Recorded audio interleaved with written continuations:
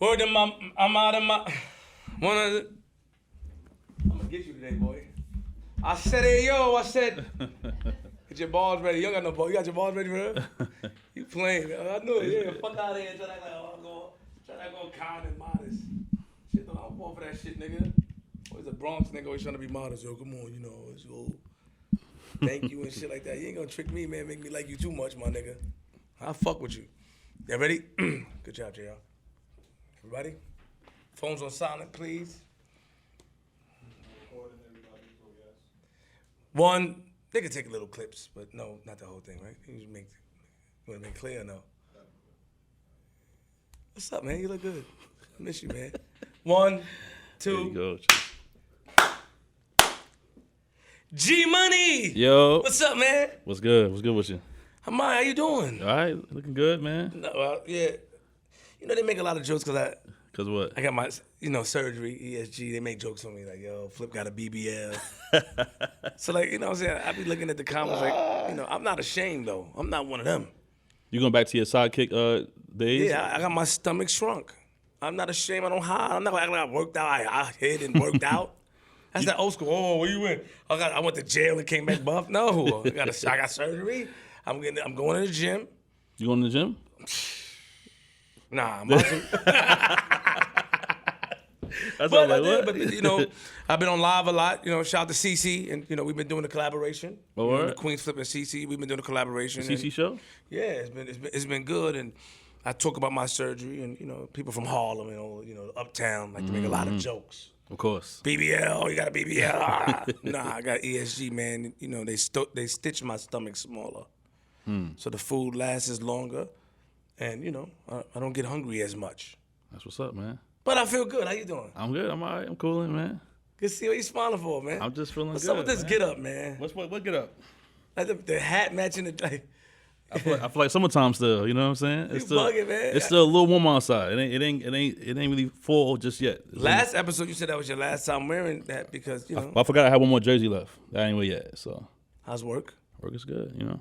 I gotta get paid. Parties. Like, can I get invited there and talk to the kids? Yeah, you ready? No. See whatever. See when you be ready. I'll be ready for you. You ain't ready? You guys are still doing that? We doing the podcast again soon, next month. Really? Yeah, I got somebody that you might know that's helping us out with that too. So who? Yes, he's in the room somewhere. He's around. Yo, you know what I'm saying? You see, I keep a home team, man. That's not home team. I didn't know I'm home team too. Yeah, we could book you in there too. We put you part of the schedule. Shout out to G. So let's talk about that because shout out to the library because you guys pay. How does it work? Do you talk about it publicly or is it something? No, we can't. Yeah, I mean, I never said it on the show before, but I work for Queens Library. Yes. I'm a digital literacy instructor. Oh. You know what I'm saying? Oh, you said it like that. Like I was on the edge. Huh? Yeah. So I teach a lot of digital literacy workshops, classes. I work with the teenagers. I teach them how to DJ, how to run their own podcast. So the podcast program coming back next month. And, I got my boy Bassie on deck. I got Taj on deck. Simone got Paige. They're going to help run it. I'll just oversee it with them. And it's a 12-week podcast sponsored by DA's department. Salute. And, the teens get a $50 stipend per week to be part of the podcast. So they get paid to be basically part of the podcast. So when you book, because you book guests to come there and speak, right? Yeah. Like, how does it work? Do they speak to the kids or are they being interviewed? Like, what we doing? Well, the kids interview the guests. Oh. You came before. I did, but I wasn't interviewed by no kids. What? Yeah, they interviewed you. Who? The kids there. You spoke to them, but it was an interview, like basically. But I took control, right? Yeah, of course. I ain't let them speak to me. Yeah. Well, it's the same. Yeah. It's the same. Y'all never interview me, you little kids. I just thought it's rambling. You gotta ramble with kids because kids from Queens, these kids from the hood, they start asking some crazy questions. I don't want to answer that from kids. I don't want to get caught. That's a fact. But that's what's up, though. Are so, you yeah, still? You had some people, celebrities come there as well. Yeah, we had Queens Flip came through. We had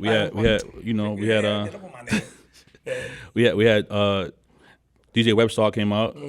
Puma from Black Ink. Shout out to Web. Jacquay. Julito from The Wire. I brought out OnStar. Okay. Who else? Funk Flex came out. Yeah, I saw that. Yeah, we brought. He thought they interviewed him. Yeah, they interviewed him. Yeah, sat down with the kids, talked to him. You see, shout out to Flex. Flex, he came in though, right? He came through. Shout out Chuck Chill Out. Chuck Chill Out brought him out there for that one. Shout out to Chuck Chill Out. Oh, okay. But you know, You gotta get my man there, you know what I'm saying, so to get hopefully, you know that. That'd be dope too. Come out. I can take care of him. Yeah, I know you would. Make sure. Yeah, we can do that. I get the contact. We make it happen. Yeah. But yeah, you know, I don't broadcast all the time because I'm out there. People see me all the time and they for the script da. So I be like, all right. I'm sorry, I didn't, do we have to edit this out? No, it's fine. It's fine. It's cool. Okay. It's all right. I don't mind. I just don't broadcast it crazy because every time they see you, they ask about you. And then you always talk about they ask about me, but I get mad at you for that. I'm like, man, you chill. You trying to hype me. They do. And all that. And then when they see me, they ask about you. Yeah. How they get on the Instagram? I say, I'm not answering like how you answer. G Money, he's DJ. He's on Instagram. Go check him out. Yeah. He's all right. He's working. You be trying to like, I don't know. He's all right. I don't know, you know what I'm saying? But, you know, we had, man. Shout out to the whole, you know, library. The situation over there is pretty dope. You know what I'm saying? I've been there for a minute. Low key. But. Like not low said, no good. more. Not low no more. But they know. I'll be outside. I helped a few. I actually met someone who needed help with a resume from the area that I'm in. You know what I'm saying? And I sat down with them, did the resume for them. They got hired for the job. So I do work like that. You know what I'm saying? Like I do a lot of. Salute to you, G. You know what I'm saying? Because you know a lot of kids, believe it or not, in the hood, in our hoods, not even kids. A lot of people don't know how to use computers. That's a fact.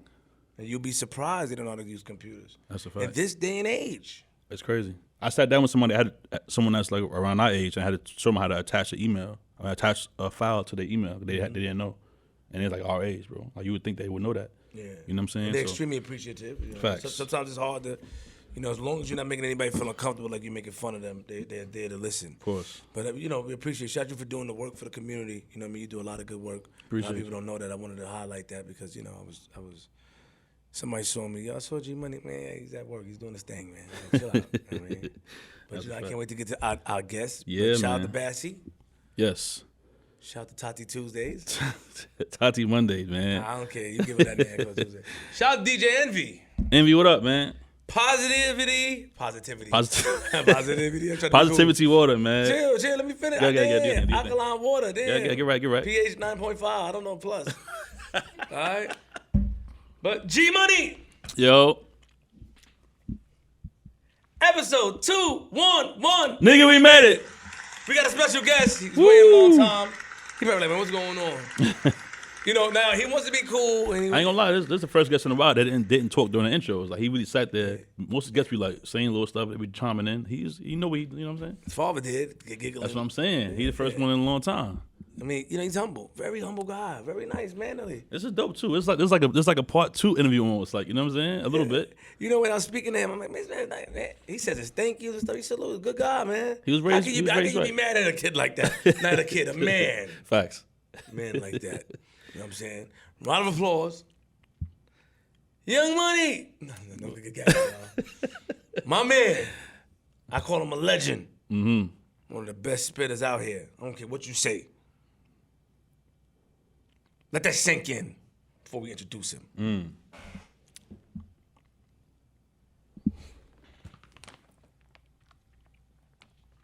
Bars. Round of applause for my man, Cory Gunz. Yeah. What's up, my man? It's love. Thank you, man. Yeah, we like family when you said. Yeah, yes, we had to get him. Shout out to Bassy, huh? Uh-oh. Had the volume all the way down. Till I didn't get no level. Shout out to him. He's tired, but he's up. What's up, my man? Welcome. How you feeling? I'm good, chilling, man. Happy to be here, man. Oh, yeah. Yes, I am. Welcome, man. You don't really do a lot of interviews, do you? No, not really. Why? Not a reason in particular. I'm really like, I don't know. I'm what many would say is an introvert. Like, people call me an introvert. I'm really like, I like staying to myself. I don't really be speaking to a lot of people and shit like that. I be chilling. I be in my own creative zone. That's what Pop said too. We spoke to Pops the other day. What was that? What's the Monday? When he was up here last week, Thursday? Mm-hmm. He said the same thing. He was like, "Yo, my son's a little different, man. Like, he's talented, but he be just so low key. Like, he don't like being in front of the cameras. He, you know what I'm saying? He's a studio head. Like, he just be in his zone. Like, yeah. When did that start for you? You think from young? It's been like that forever, or? Yeah, kinda. I've been like that. Like, I always been to myself. The only time I'm really not, like, I don't mind it, like, is when I'm around family. That's different. But like, when I don't mind being in front of the cameras and shit is when I'm like performing, or when I'm doing something like music related and shit. Other than that, I just be, I don't know. It's not nothing I hide from. So I can't sit here and say that. It's nothing I'm like really dodging, but I just be chilling. That's how you been since young though. Since you were little, you been the same way. Yeah. Always just kind of like in the cut, low key. Yeah, to myself really, like all the time, like. So even in school, you never like.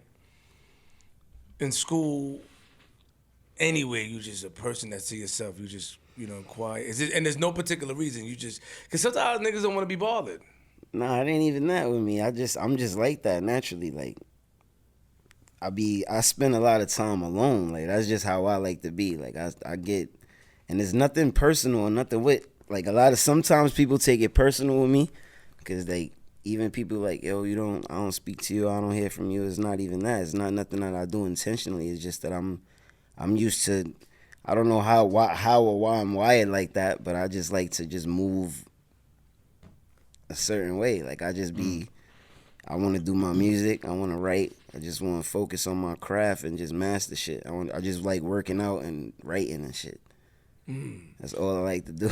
I'm kind of the same. Being around family and loved ones. Outside of that, like I'm not saying I isolate myself from the world. Like I be in a bubble, but I just don't. There's certain shit that I like to do and certain shit I don't know.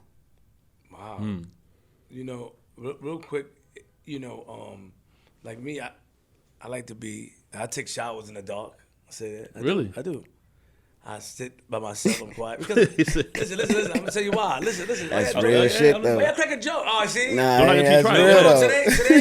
Today is Monday, October 10th. Today is Mental Health Awareness Day. So all you guys should be ashamed of yourself that's giggling back here. Let's see who giggles. Mental Health Awareness Day is today. Huh, cuzzos? Are you like, oh? Yo. Cuzzo, what happened? Woo. Yeah. This is my favorite. You don't know I was rocking with you. Now it's over now. I ain't rocking with you no more. Nah. I take a shower in the dark. Why is that? I take a shower in the dark because it sounds crazy. No, I'm just saying because I want to know why. Because with the water, it makes me think. I'm being honest. Like in how I look at it, when it's pitch black, for real, it's gonna sound crazy. You know when you saw the movies and the things pop up where you could press the button and move, like in some of the like, what's those Marvel movies? Not Matrix, Marvel. When Iron Man, when I know what you're talking about. And they moving things like this. So okay. when I'm in the dark, I see things. Oh, wow. Not like imaginary things, but I see things going on, like with the platform or the algorithm of how I should do this. I'm seeing myself like a skit. I'm watching it play out, and I get to clear my mind. After that, I sit down. I'm not sitting down. I'm standing up, stand in the corner, just think. I used to sometimes when I was on some fat stuff, put a chair in there. Yeah, facts. Y'all judgmental. That's a problem. No, we're not. But I clear my mind. When it's dark, I clear my mind. So I understand. I like to be alone. A lot of times, and I'm happy he's here. A lot of times you try to, Flip, let's go. Even when we travel to Trinidad or wherever we went, G, like, we going out. I'm like, oh, come on, G, man. I don't want to be outside. Yeah, he kind of the same. Like he was just not with it. We was in Trinidad for a whole week in the room. Like, chilling. I'm like, bro, let's gotta go outside. We got, you know what I'm saying, party other we was in Vegas. I'm like, yo, what's up? You gotta pop out. Trinidad, you gotta pop out. Oh, what? How you telling me? You gotta pop out. Trinidad, that's different. How you telling me that now? Maybe you don't go out too. See, you can't even, I thought we could relate. I try to relate to you. You just. But you go out, so you go out and party, or from time, like on occasion, like I'm not gonna sit here in front like I'm a total like just in the house on some other shit. I'll go out like occasionally, or if it's something like, if it's a reason to go out. Like I'm not one of them dudes that just. I find that like if anything goes wrong or if I'm moving by myself, any of that time wasted is on me. Or anything else that's going on or whatever happens, I'm responsible solely for that shit. I could be anywhere, anytime, any place, and anything could happen, whether it be good or bad. You know what I'm saying? So unless it makes sense for me to do something, which I'm leaning always 99% towards it being good, because we can't predict what's gonna happen. You know what I'm saying? So I'm if I can't put my time and invest it into shit that I know is gonna be cool or something that's gonna be productive, then it don't make sense for me to just be the nigga at the club just there to be there that night. Right. Cause shit happens. You know what I'm saying? Like if I don't have no purpose to be there, I'm just lingering and it's just an idle time. It's the devil's workshop or type. So I don't know if I'm saying the saying right, but You gave a disclaimer just now, right? And you said, yo, I don't want to, it's not personal. So that means you got complaints about this before. You got complaints about people saying like, yo, you disappeared or you to yourself or what's up. You got complaints and you made it. People always, all the time. But that don't change the way I move. And I feel like if I made it living like this far with the ways I've been moving, I don't think like I should listen to anybody else, man. I think that I have to commend you, and I respect that. I mean, and I respect the disclaimer because I feel the same. It's not personal. I mean, sometimes we don't want to deal with other people's stuff. It's a lot to take on, man. And I don't like to use the word energies because everybody's overusing. You mentioned it earlier though, not to cut you off. Yeah. You said it's a conscious thing. Like it is an energy, and it's like you know, is. You get vibes of certain things that where it's like, yo, nah, I'm chill. Yeah, I ain't gonna do that. I ain't gonna chill with them today because I know where this is gonna lead to. If I go here with them, this might turn into that. So sometimes my presence is your presence. You know this too. Like your presence, you pulling up or you just being somewhere. Both of y'all know, you just being somewhere might incite somebody to feel like they gotta prove something, or it could be a random. Somebody might feel like they just want to do something, or nobody could call what could happen. You know what I'm saying? So sometimes I just feel like I had to learn, like, I don't know how to really say it, but like your absence sometimes does better. That's fire. You know what I mean? Like it's like how people say it's more like silence speaks volumes. It's the same with your absence sometimes. So like you gotta know when to be like, nah, I'm gonna chill. I've been doing this, so I'm gonna just fall back. I'm gonna focus on this. Like, I learned that from young, and it's been easier for me because I always been that way. Like I always been maneuvering the way I've been, so it's just much easier for me to be like, you know what, I'm gonna just chill, stick to my family, my loved ones I stick with, and just thug it out. That's what's up.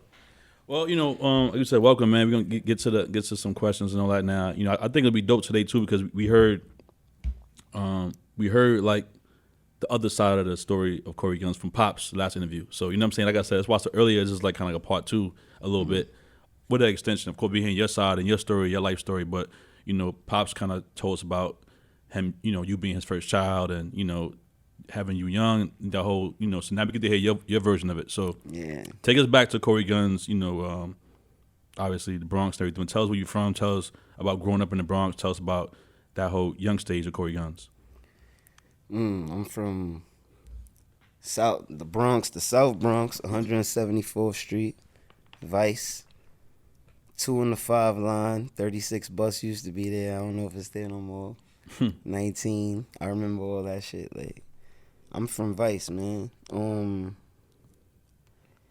My pops, one thing I could say growing up, like early on, and I just had this conversation with somebody about this. Like, one thing, like, I learned from him, and it's always been instilled in me, and it's made me have a greater appreciation for anybody that I see, like, on that time. Like, my pops never made excuses. Like, even with me, with him wanting to do music early on, when I was born and stuff, I was finding myself, like, when he had to go to the studio, I would be there. Whether from 3, 4 years old, going to school, him picking me up from school, going to work, going to the studio, going with him to a show to rehearse, going with him to a show. Like, I will always be there. Like, so that's one thing that I always picked up and learned and admired about my pops. Like, nothing ever stopped him from wanting to do what he had to do, regardless of what. He will always do what he had to do and be there for his family. So the music and everything was always in my like life. Right. From little. Like, my pops took me to perform with him at some show they did in, I think, Hunter College. I was like 2 years old on stage with them dancing. I went to the studio with them all the time. And at one point at first, I don't know if he said it, but at one point he didn't want me to rap at all. Like, he was against it. I had to really prove myself to my pops for him to even want to entertain that idea, because he always would tell me the industry is fickle. Like, I've been through a lot. I don't want you to jump into this thing because it's fickle. It's like 1 minute you'll be hot, Next minute you won't be. I don't know what you know what I'm saying? And majority of the time, I just don't. He's just looking at it like I want you to have a dependent. I don't want you to like do anything that you're not gonna be able to depend on. Be a lawyer, a doctor, a teacher, something that's gonna keep you afloat regardless of what. You know what I mean? But from little, I always known that I wanted to rap, like nothing else. I didn't have any aspirations or want to do anything else but rap. Like that's all I studied, all I wanted to do from as long as I could remember.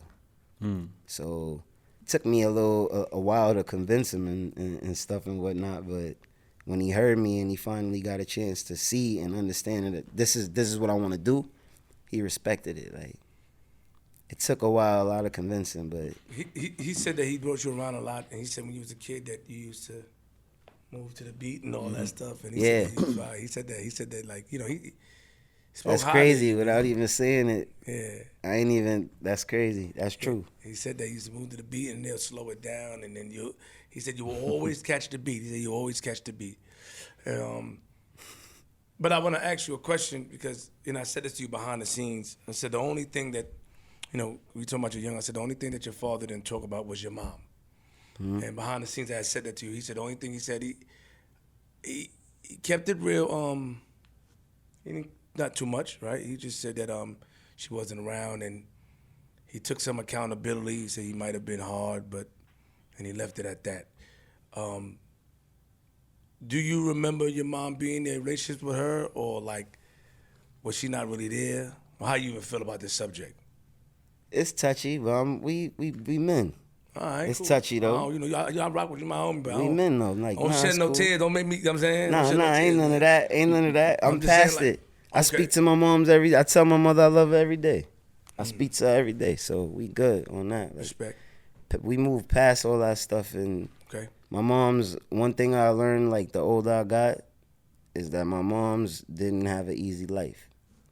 So that's something that I realized and understood, like as humans, period, as adults, like even with me, like the older I'm getting and the more wiser I'm becoming, I'm finding myself in situations where I'm like, yo, how did my pops, you know what I'm saying? Like, how did he do? Damn, like he went through this too while and I probably didn't realize it, you know what I'm saying? So it's certain things that like, it's like coming of age things, you know what I'm saying? And then the way the world is going and the way shit is, like, it takes too much energy to hold a gripe with somebody. Like that's energy that could be put in this positivity of just loving them or just moving on. You know what I'm saying? Like I'd rather just move on and cherish the time that's left that we got. Like, you know what I'm saying? I ain't gonna sit and dwell on nothing that happened to me before, because everything or anything that happened to me before, I'm still here. That's the first thing I started the interview with. You know what I'm saying? I'm here. So like that, I don't be tripping on nothing. There's nothing that I haven't really faced that I don't feel that it could be placed in front of me that I can't, overcome. But my mom's is good. Like that was kind of different for me. It was I always had my grandmother. My grandmother raised me up too, for the most part. Like my grandmother, my father's mom, raised me up and shit. So that support system right there helped tremendously, because I would have been just a totally different person, like 100%. when people talk about him like that and the kids and stuff, do you have respect? Because he raised your grandmother too, but he raised you, brought you around. Yeah. And when they say these things, you may look at it from a different perspective because you was really around your pops as a kid. Like it's rare. It's not rare, but it's kind of rare. It's usually the other way around. The father's leaving, but you was with your father. Your father had you was with your father. Your father had you since you was a baby and raised you. So the respect level as a man, how do you view that as, like your father raising you and stuff like that, and him actually being the sole parent? That is what fuels my work ethic. That's why I don't find no excuse or no time to be socializing and doing certain shit. Got it. Like, I feel like in music, and I learned this too, like, you gotta live a life to write about it. You gotta go through shit to be able to write it down, have experiences to be able to share them. But it's just certain things, like, I feel like life is not something you could predict or fully dictate. Like, you gotta let shit fall into place for the universe to work the way it's supposed to, for shit to happen, for you to do things and actually connect with the people you wanted to connect with. Everything that I have in here and that I want to do and that I know I want to do, I know I want to do it. I just can't predict when, but I know when it's going to be what I want. So I live with that every day and know that, like, I'm not on nobody's time but the creators. I mean, you know, the way you answer questions like I'm a philosopher, it makes sense. I mean, you skipped the original question, but you answered it in a different way, and I get it. For some reason, I understand it. I say, yo, you have a respect for your father. That's what drives me and stuff like that. You know, I'm like, I understand exactly what you said. I understand what you meant, but it wasn't the answer I was looking for. But I get it. Like, he answered my question. You understand? Yeah. He took me around the Coney Island back to the Bronx, but I got what he said. I got what he said. That's a fact. Because, you know, that's like, what I mean, yeah. And the reason why I watch this now, I'm gonna see if I can, you know. Mm-hmm. No. And the reason why, you know, everybody, the reason why is because did you go through? Let's pull the mic down a little. I don't want the camera to block your face. My fault. Sit up a little bit. Yeah. The reason why I say that is because were you one of them children? Pay attention. You had grandma there. Mm-hmm. So were you one of those kids that you hear stories like that, and you say, "Yo, I was in school. I went around my cousins, and I saw." Both parents. Did you go through that phase as a kid? Like the phase of, I know when you get older, you know, you could think about it, and you, like you said, that moms had a hard life, so that means you had the conversation. That means you passed it. That means me and her spoke. What you mean as far as me seeing shit? Yeah, seeing shit. Did you ever go through the effect of? That shit was nasty. We was in court. That shit was a traumatizing experience. I was in court at 6, 7 years old. Mm. Yeah, hell yeah. That shit do a lot to you, like going back and forth. A lot came with that shit. Counseling, all sort of shit came with that. I was like good, but people was still worried about me, like type shit. Like, so I always found my music is that's my expression. Like, that's the way I be heard. Everybody hear me when I do that shit, and that's what I love to do. So I'm like, I figured this shit out. Like, this is my gift. This is what I love, and this is what. So I'm gonna just stick to this shit. Like, that's my expression. I move on. You know, it gets a little deep. It was crazy. Counseling. You said counseling. So now my mind just went. Mm-hmm. My mind went somewhere else. And that's like 3rd grade and shit like that. All that, but that's on account of that. Like, that's automatic. They gotta make you do at a certain age and shit. They make you. Cause it's trauma. It's shit happening, and you gotta choose between. Like, Did they give you? So did it happen? Did they ask you to choose in the court? Do they do stuff like that? Yeah. They gave you. Wait, hold on. Pull the mic down. He keeps slouching. Drop that. Yeah. Mic. No, you can slouch. Cause I don't trust you. My bad. Take the mic. No, cause yeah. I'm gonna look at you. I want to look in your eye. Don't try to slouch behind the mic. Pause. Don't try to see. Yeah, Yeah, just better that. There you go. Yeah, that's good. And you can just talk freely. And you can just curve it up like this, Cory.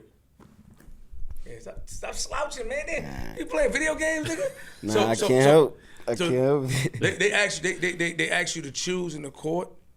Yeah. So that things like that happen. I never. That's at a certain age, though, right? Isn't that at a certain age? Like, I was like 6, 7 years old. I thought it was like well, I could be wrong now. I thought it was like at like 8 or 10, you can like kind of, they bring you to court and they ask you to choose which parent you want to go to or something like that. But they probably did it earlier. You chose Pops? You wanna know what's real? And I don't want to. I never like everybody know what it is, but I tried to keep it neutral. I chose Grandma. Oh. Grandma was where they was both at. Or they were both time to time. I know for a fact moms will be able to come there. My pops did too, so I chose Grandma. That's my, you know what I'm saying? Like, I'm not gonna be caught in the middle, you know what I mean? Like, you said that in court, Grandma? Yeah, hell yeah. Don't be getting older now and start freestyling. You know, Nah. pretty good. You remember vividly. You can close your eyes close your eyes like it's dark like me. Close your eyes in the dark. I'm gonna ask him. I'm gonna call him. I'm gonna call your boss. He's gonna say, yeah, he true. So when you did that, so those are it's like what is a custody battle, right? Yep. Like consider a custody battle, and when you chose, because you said you was seeing stuff like that and you was experiencing stuff. When you chose grandma, what did the judge say? This is what caused the rift though, cause my pops was there, so it was basically looked at like I chose to stay with my dad and my grandma. Like I chose to stay with my dad and my grandmother, so that's what kind of caused my mother to feel a certain way later that I found out. Me being the age I was, I'm like, yo, I don't want to deal with none of this shit. Grandma. You know what I'm saying? Like, let me go to grandma. You know what I mean? Like, so it was a lot at that age. I didn't understand or want to, like, choose between, who could do some shit like that. Like, I'm not doing that. So it's like, yo. Did you feel like you did the wrong thing? No. Did it? Okay, shout out to each other. You never felt like, find out that moms felt the way, like, did you feel bad, or you explained to her, you said later on, or you were past that? Nah, we went, I seen her mad times after that and shit. After it was figured out, I was staying with her for a while and shit, back and forth or whatever, but we was good for a while after that, like, we was good. So it wasn't, she didn't feel the way, I didn't find out about that until after, and if she did, she ain't tell me. Oh. So it was probably like later, I overheard that, like, a relative told me that she felt a certain way about all that shit. And what about, and not to pry too much, him and your mom and your dad rapport as adults? Not they were adults. I mean, they teenagers, but like now, is it one of those situations they don't like each other at all? Nah, they good. They good? Hell yeah. That's why it's so funny. Like, it's not nothing bad. Like, oh, okay. It's not nothing bad at all. He want to talk. I said, what's up, Cory? He's like, man, I did something. I did, so what? Yeah, it's a different subject. I love my mother to death though. Like I know me and her our relationship is a little, it's not even estranged, I would say. It's just distant. That's all it is. It's just a lot goes on, but get over it. Word. Hold on, I gotta get at you now. Hold on. I can't. Yeah. Uh-oh. Not no bad thing. So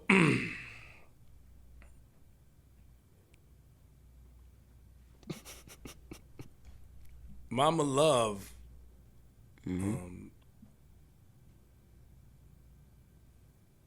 she in this situation with Mama Love, right? When you said earlier, like, I'm an introvert, right? And I'm to myself. And you said it's a strain. Do Mama Love fall in that category where you just become like to yourself and you don't speak or reach out? And do you think if she is in that category, it's a double question, I have to get in with this. If she is in that category, is it because of you grew up with your grandmother? Like is it because of stuff like that? Do you think it's like that? Like, say if Mama Love is one of the people that is like, I really don't reach out like that if I see her, you know what I mean? Or if I speak to her, we call, because is it because of the childhood, or it's just Cory? No, that's just how I am. I speak to her. We speak like damn near every morning, every night. We texting each other, love you and shit. But other than that, like, we good though. Like, we make sure each other's good. Man. That's all that matters. Say no more. All right, so back to, like I said, growing up, your pops had you around, had you on shows, rehearsals, moving you around. You seen all this stuff at an early age. We heard, like you said, your dad realized that you had the music in your body, in your blood. You know what I'm saying? When playing them songs and you would bop to the music and all that. So outside of that, what kind of kid was Cory? Like, in school, like, were you same way in school to yourself? What school did you go to? What, elementary? Yeah, let's break it down. Elementary, junior high school. CS 50. CS50? We all went to CS50. Yeah, we went to CS50. It's like, it's right on my block. That shit is a block away. Went there. That was like, I love 50. I love those years. What kind of kid were you in school? I'm not gonna sit here and say I was good, and then it be people writing teachers years later like he was a badass. Like, nah, I was good though. I was chill. I wasn't really in school. I was still kind of quiet and stuff, but I was in the like I had like errors in school. Like it was certain things that I was into, so I would be just sticking to that shit. Like Power Rangers. Facts. I was on the same time though. You said what? The G.I. Joes. Okay. Wrestling. This guy. That was my shit. All the time. That was it. Like all of that, all the time. Like, you gave a lot of trouble in school? Nah, not elementary school and shit. Like I ain't never really get in trouble in school like that. Just a couple times. I got in trouble a couple times in like high school and shit, but other than that, that's it. I ain't get in trouble in elementary. I was always accident prone though. What does that mean? Like I would always hurt myself. Falling or something like that, Fall right? or Trip, just clumsy? Just do some shit that I have no business doing and just get stitches or something like that. I will always do something like that. Like I grew out of that though, but I will always be the kid that just get hurt playing like or doing some shit like.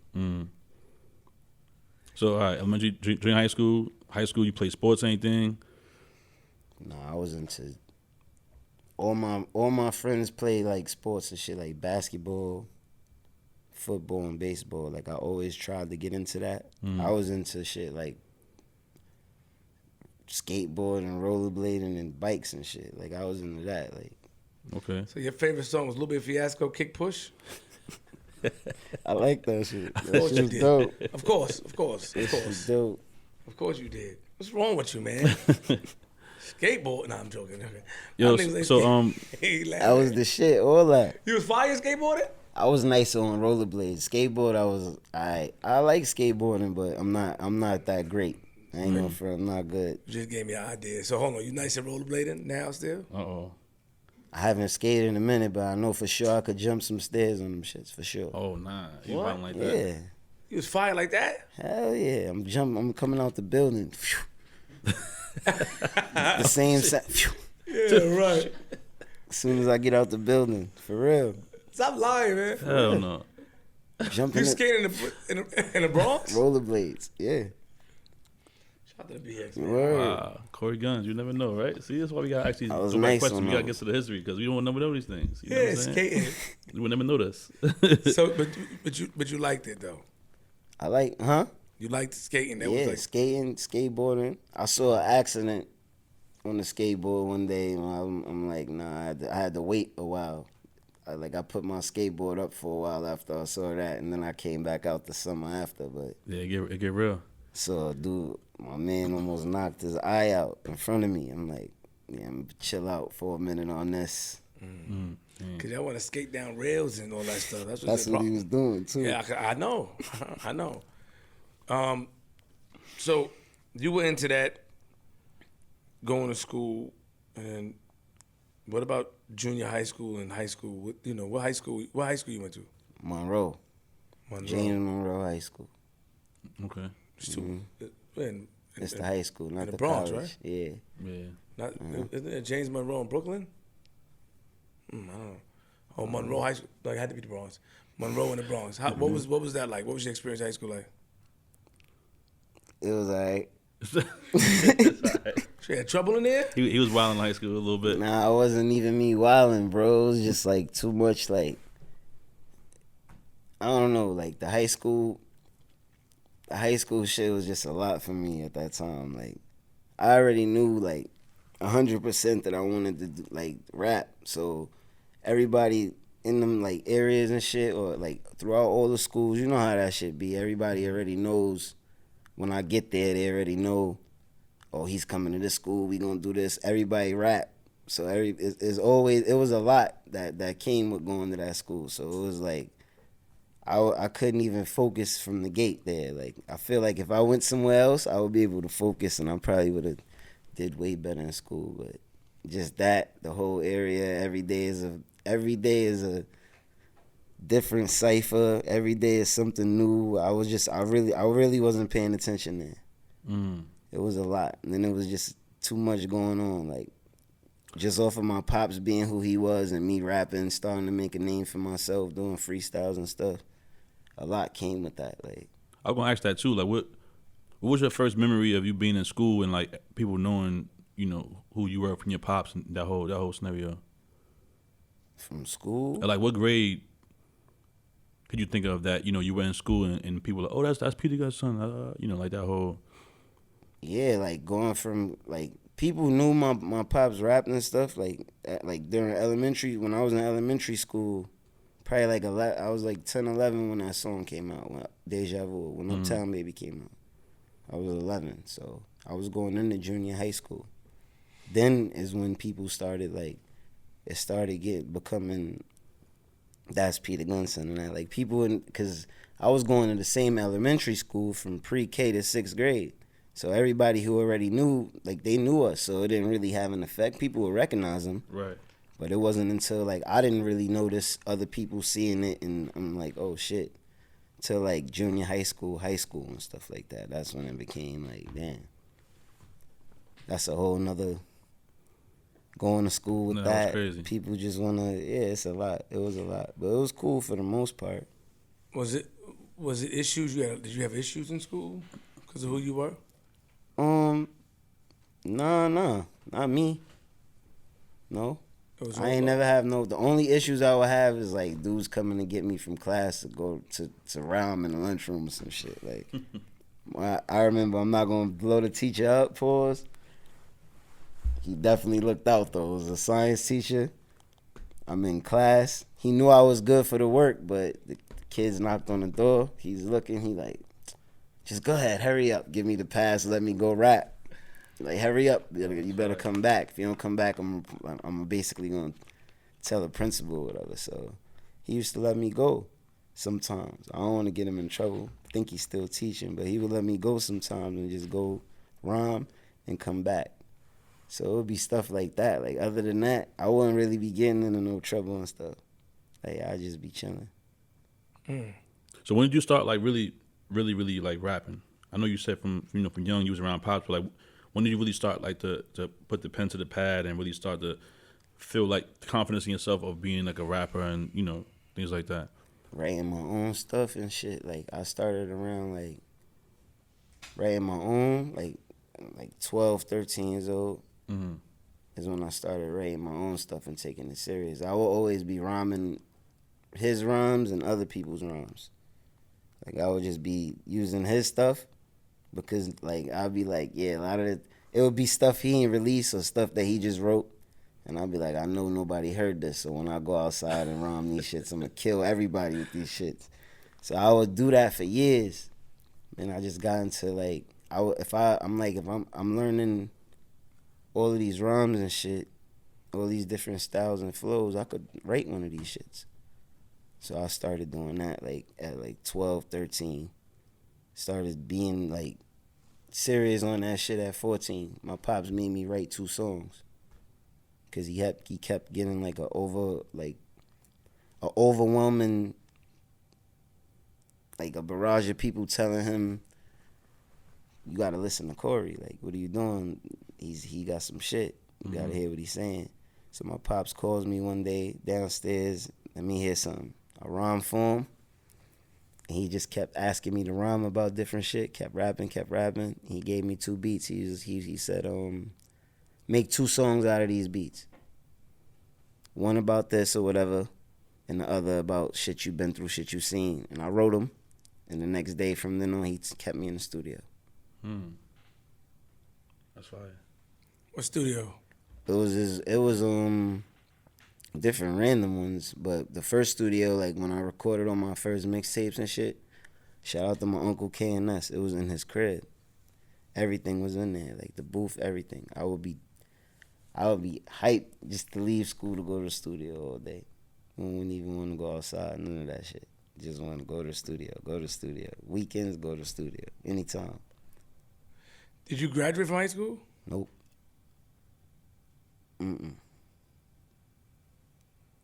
I was getting homeschooled, and I was doing great with that. And Then what? my tutor actually was like on some. He was a musician. I don't know how that worked, but he was a musician, and he basically was like, "Yo, I can't keep up with the schedule because I rehearse with my band, and I can't make it. So you got to find somebody else." At that point, I was just like, How old were you when you got out of school? When you dropped out? I was 16. But was it 11 or 10? 11. You never went back. You just went home to get homeschooled and do music. Yeah. Was there any deals, anything on the table? Yeah, I was signed. We ain't gonna skip that, man. Hold on, man. Wait, I was signed. What age you got signed? 16. I got signed to Casablanca, Tommy Mottola. Tommy Mottola. Yeah. Tell us how that all came together. That's when my grandmother was on her shit. Like, yo, if you're not going to school, y'all getting him a tutor. Like, he's not rapping nothing. Grandma said that? Yeah. Shout out to grandmas, man. He not doing shit if he don't got a tutor. If he don't do school, he not doing nothing. Shout out to, oh man. For real. That's what's up. My grandmother really is the reason, like, I'm being real. My grandmother is the reason I rap the way I do. Like, as far as, like, my grandmother's not a rapper, so I'm not talking about flows and shit like that, but me knowing literature and grammar and all of that shit, like, that's from her, making me, I was really serious into that shit, like, articulating certain things, knowing how to enunciate, all of that shit is very, like, punctuation, everything is serious with her, so wow. I would really, from poems to passages, essays, whatever it be, I would be doing homework, my grandmother would come in there and boil the shit up if it's sloppy. Like, for real, that's where I get that writing and that all of that shit from, too. So what made them, like, let's bring us to the process of the deal coming on the table. What did they hear? What did they hear? Why did they want to sign you?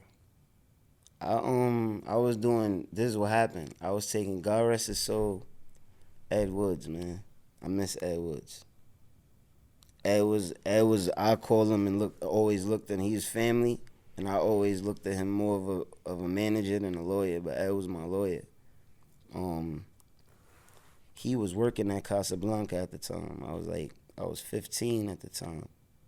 He was working there, and my pops had linked up with him. My pops, and shout out to Walk. They had linked up with him and did a meeting or whatever, and was playing them some of my music and stuff like that. Shout out to Walk too, man. Walk was helping me at the time with management with my pops and shit, like.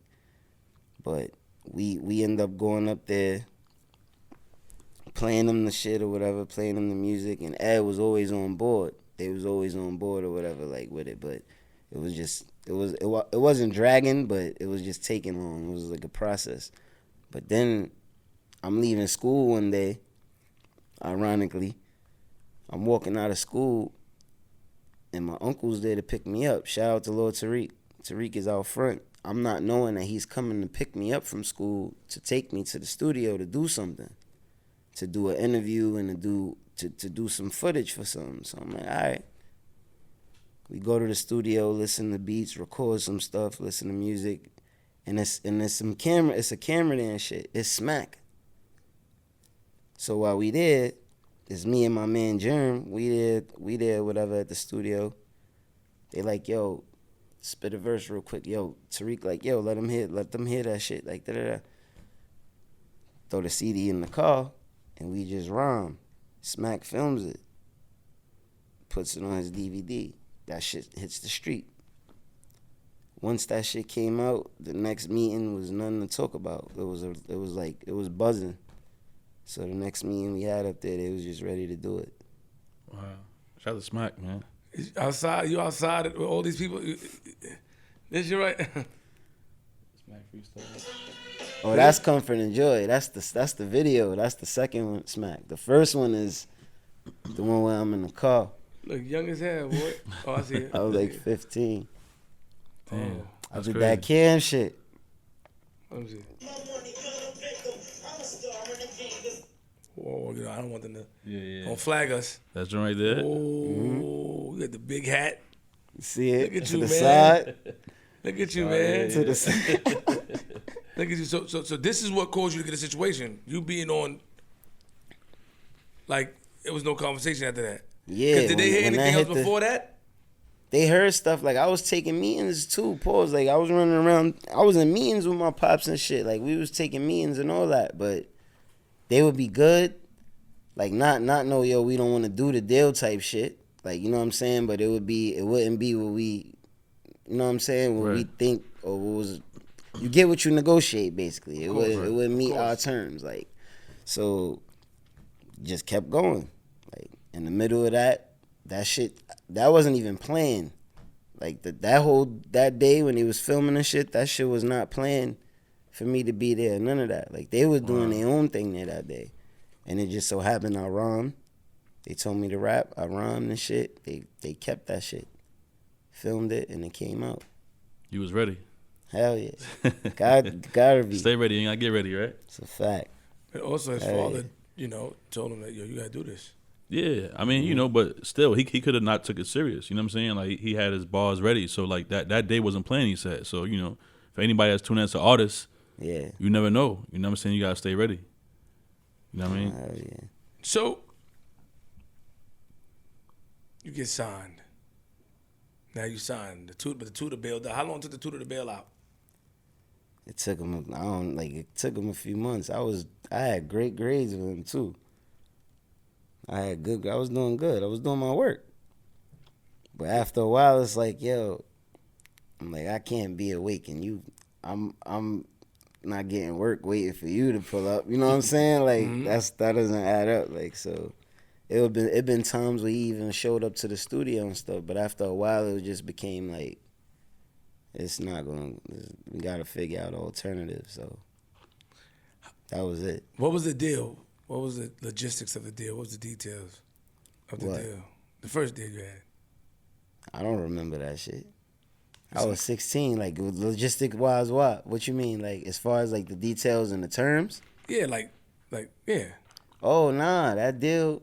And and it's always, every situation and anything is love. So crazy. That's what it is. Yeah, nah, it ain't that. Look. I'm turn this is how real it is. This is why it didn't go, nothing went bad. This is why I'm blessed, bro. Like I'm truly blessed and grateful and thankful for everything, everybody I ever come across, bro. Like, in that situation, they saw that it was like they like, yo, we don't really know what to like do with hip hop up here. So in that situation, Tommy, being who he is, shout out to Tommy Mottola, man. Instead of just being like, yo, we gonna release you or just shelf you or whatever, he took me to Def Jam when Jay was the president, and we had a meeting with Def Jam, and I signed with them in a joint venture. Hold on. What year was that? I was 17. That was next year? How old are you now? 35. I'm old, man. I'm old too. See, what are you talking about? Not my fault. It's confusing. They say you old too. What you mean? We we ain't that old, man. We still. I'm 35 as well. I'm just saying, but like I look older. Stress. But I'm trying to think like get a deal at 16. But when Jay was the president, Jay became the president of Def Jam when? Really? What time? Say 16. So that's like right. So yeah. You're right.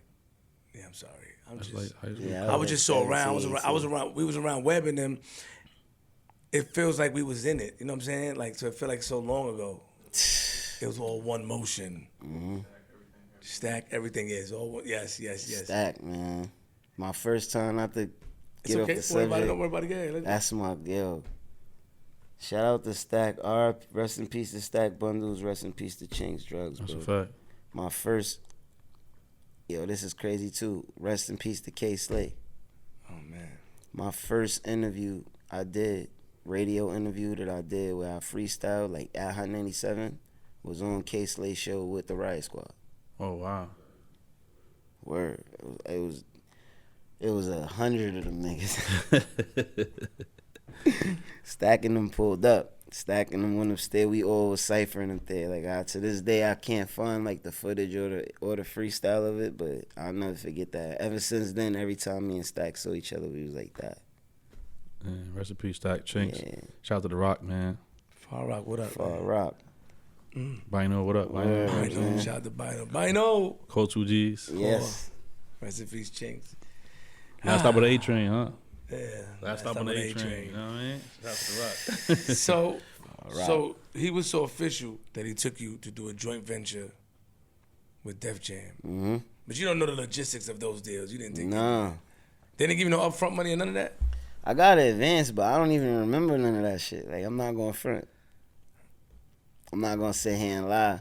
Because at the same time, the way Ed, like, the way my lawyer has set, not my lawyer, my manager, my family, the way Ed has set my deal up is to where it's like, he didn't want me to, like, he was looking out all the time. Like, he didn't want me to do no shit where I would be in no debt or do no shit where I get jammed up or nothing like that. Like, so I never saw myself like I got some advance money, of course, for sure, but I don't think I got no crazy shit. You know what I'm saying? Like he wouldn't let me sign into no shit that we couldn't fix. Rather, you know what I mean? Like, so that was one blessing, one thing in that situation that I always would be thankful for, because even with the Def Jam shit, I was there for a minute too. Shout out to Young Guru. Guru was A&R in my project. That's my family. Guru was A&R in my project, like, period. Guru fought for me up there in that building and everything. When Jay and them ended up leaving, we didn't want to stay. You know what I mean? Like, it's like we pulled up here and came here for the, like, with an understanding and an agreement. You know what I mean? And right. and him being who he is, man, 100, like, let us rock. No ties, no attachments, no nothing. So I was able to lead. That's why when he said that, I was like, with the advance and everything, I ain't really trip or get jammed up, because I was able to just bounce with no bullshit. Yeah. That's why I always have a super different type of respect for Jade, man. Like, he could have did the bullshit, like, yo, nah, y'all stay here, or y'all do this or do that. Him and my pops had a meeting, a conversation or whatever, and he honored his word and let us go with no owing nothing, no ties or nothing. So we was good. When you have these deals, right, were you recording songs at the time? Yeah. Did they come out? Mm-mm. They didn't think you, what do you think it was at the time? Did they think you were ready? I don't know. Like, I feel like in every situation I was in, it was like a different, like, even up with Tommy, up at that label, is dope and as different as it was. I feel like it wasn't really understood as far as knowing what to do.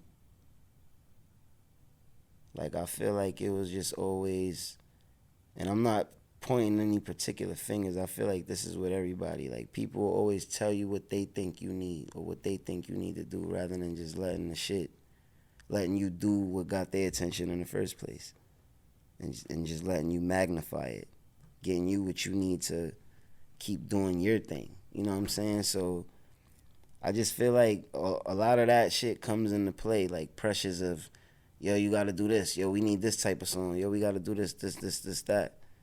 A lot of that different shit, like. So I'm gonna be super honest, like, I didn't get any like rushes or deadlines or feel any sort of ways in them situations.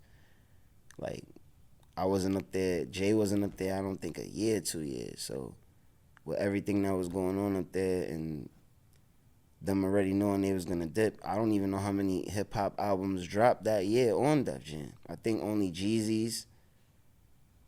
I think a Bleak album. It was only a few albums that dropped that year on Def Jam, so it'd be a lot of like behind the scenes shit. That's why I don't take nothing personal, cause it's like it's shit that it's not like nobody's pitted anything or done anything against me or to me. I just feel like it's a timing thing. That's an interesting way of thinking. Yeah. But did you feel a way at all in the beginning? Nah. You never felt the way. Never to yourself felt that it was unjust or you didn't get your time due.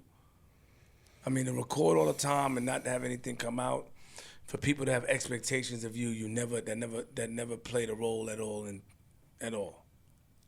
Yeah, I mean, recording never don't faze me because it's what I love to do so much. Of course. So that's not the part that phases me. It's just really like just letting niggas be creative. Just letting niggas just do them, like, and if you do, guide that shit the certain way or the right way. Like, you supposed to add, I don't know, like, you supposed to accommodate certain shit to make shit better. It's a fact. Right or wrong? It's a fact. I'm listening. That's it. And you were they accommodating? I mean, that's why I can't blame people. I was in the studio. I'm not going to sit there and act like I was sitting around shelved or there's songs that I didn't get. Like, my shit didn't get a chance to get to any of those processes. I was in the studios and working with producers, like top producers. I'm in different studios. It's not like I was just sitting around not doing nothing. That's why I'm so grateful and still have this utmost respect for Jay, because we tapped into that budget. You know what I'm saying? Like, it wasn't like I was just sitting around or was another artist just waiting for them to, like, nah, we was traveling, we was hitting studios, we was doing different events, so I was definitely moving around, but in the midst of like every situation I get, there's always something either political or behind the scenes that has nothing to do with me. Man, what's political? Man, come on, man. Come on, Cory. What the political stuff that was going on? I don't know. That's why it's political. I call it political when I don't understand that shit. So who was representing you at the time? When you say political, right, that was going on, so you just saying... I'm talking about label shit. Like, it'd be like how Jay just left, not just left, but how he left Def Jam. Oh, political like that? Yeah, not like shit like that. Specifically towards you? No, hell no. Got it. I ain't never get that vibe from nobody like that anybody had a gripe towards me or anybody wanted to not see me win or no shit like that, like, or whatever. Like, I ain't never get it or never see that vibe personally from nobody that I worked with. So you get... Interesting. But you tapped into the budget. Yeah, we did. We was tapping into the budgets, man. That's why I don't ever like... I can't sit here and say that. We had records, like, we had Guru, I ain't gonna front. Guru was making sure I was recording songs. You know what I'm saying? Like, he's one of the reasons that I learned how to write and structure and do songs. Like, it's certain shit that he taught me in the studio that I carry with me to this day. Like, so it's just certain gems, it's certain shit, like, I feel like everything is a learning process for me too. Like, I feel like I'm more ready now than I ever been in my entire life. To learn how to win, you gotta learn how to fail before you learn how to succeed, bro. Shit be about how many times you get up. For real, Flip. You know that, bro. He said some lines, man. You're not rapping, bro. Just talk regular, man. Start rapping. It be about how many times you get up, man. Hold on. Come on, that was hot. Damn. You got people like this. Oh, come on, it's all right. True though. But chill. Just talk regular, man. Damn. Philosophy. He can't help That's a fact. That's fire. He can't help it. So all right. So you remember Cory said that he calls it politics, whatever that happens in the labor. So not necessarily have anything to do with him. It's just not. Right. He doesn't, because he said I tapped into the budget. It don't have nothing to do with me. Buying nigga shit, you know what I'm saying? Probably jewelry, watches, cars. apartments in the city, stuff like that. Yeah, this guy. You know what I mean? You were doing things at a young age. You know what I mean? But let's, so when Jay left, when Jay left and you didn't want to stay there. You didn't want to stay at Def Jam when Jay left, you said, right? Nah. So what was the next step after that? After Jay leaving, what happened next? We I wasn't looking for a situation after that, like, for a minute. I was just doing my thing, like rapping and shit. Then after a while, shout out to my peoples after Platinum. Ernie and Guy Romero, they got a company called After Platinum. They based out of Arizona. Reached out, we linked up and shit. Started recording some music, like getting back in the studio, started recording, just started taking meetings again with different labels, started doing shit, just getting things circulating, running around. In the midst of that, while I was on Def Jam, actually, I skipped the whole story. While I'm in there, while I was recording, and this is what bring me back to me saying we tapped into that budget. Like, Wayne pulled up to the studio for free. When he was on fire, like, this is like, not saying like, this is Carter 2 about to drop. Like, he was doing promo. He was going to Rap City and TRL that day, and like he was just doing different promo runs. I think it was one of those, like, bro. He pulled up to the studio for free. We did a song, all that, and he said at the studio, he was like, "Yo, I was hoping to sign you, but I ain't know you had a deal. I ain't gonna step on Jay toes. I don't step on the big homie toes." He was like, "Salute, bro. Like, left me with the verse, all that, everything for free. Pulled up, left." That was then. Mm-hmm. Guru even said it. Like, he was like, yo, nobody could pay for that. Like, the shit that just happened just now. Like, he just pulled up and came and laid a verse here for nothing. Like, he was like, labels is willing to go, they'll blow the budget on the shit that just happened just now. You know what I'm saying? So, ever since then, I always, like, knew that it was love, it was a lane there. But after a while, it's like, everybody's doing their, you know what I'm saying? They already doing their thing. Everybody's doing their thing already. So I guess they got wind. They caught wind. Shout out to Mac Maine. They caught wind of that shit and they reached out. Like, yo, we thought you was still signed up. And I'm like, nah. I ironed some things out and I got over on Young Money. What year was this? This was like 2010, 2011. Yeah.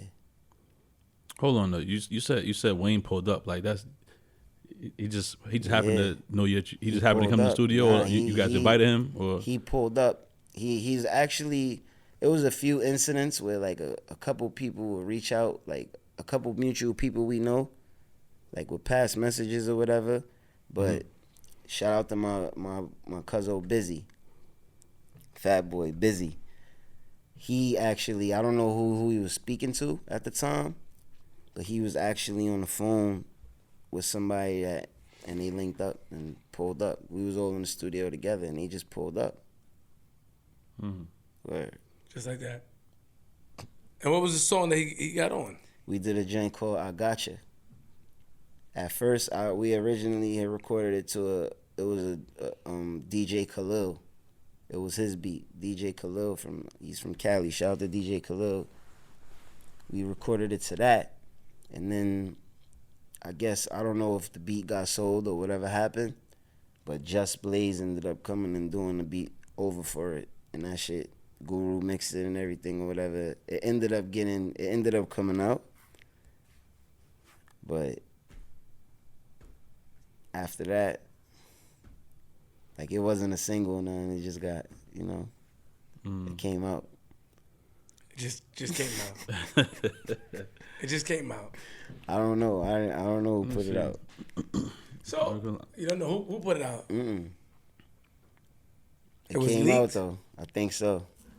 You put it out, didn't you? I didn't. I don't even know how to leak shit. Take a CD and bring it somewhere. Have them leak it. Nah, I ain't put it out, though. So I keep if anybody was to ever tell you, yo, Cole, put that shit out, they'd be lying. I got all my music. I'm so tight with my music, bro. That's another reason why shit don't come out. But your Pops League record later on, we're gonna get to that soon. Your Pops League another record with Lil Wayne, but we wait to that. We ain't get to that yet. Oh, you talking about something else? We get to that later on though. What? His Pops leaked the record. He said he's tight with his music, but his Pops leaked the record that he did. Him and Wayne. Later on in the story, we'll get there soon. I don't like this. Like, there's a lot of secrets going on here. It's the shit a secret. Can y'all text me in the group text and let me know that? Yeah. There's a lot of secrets, man. You know the song, man. I know. Yeah. Hey, yo, so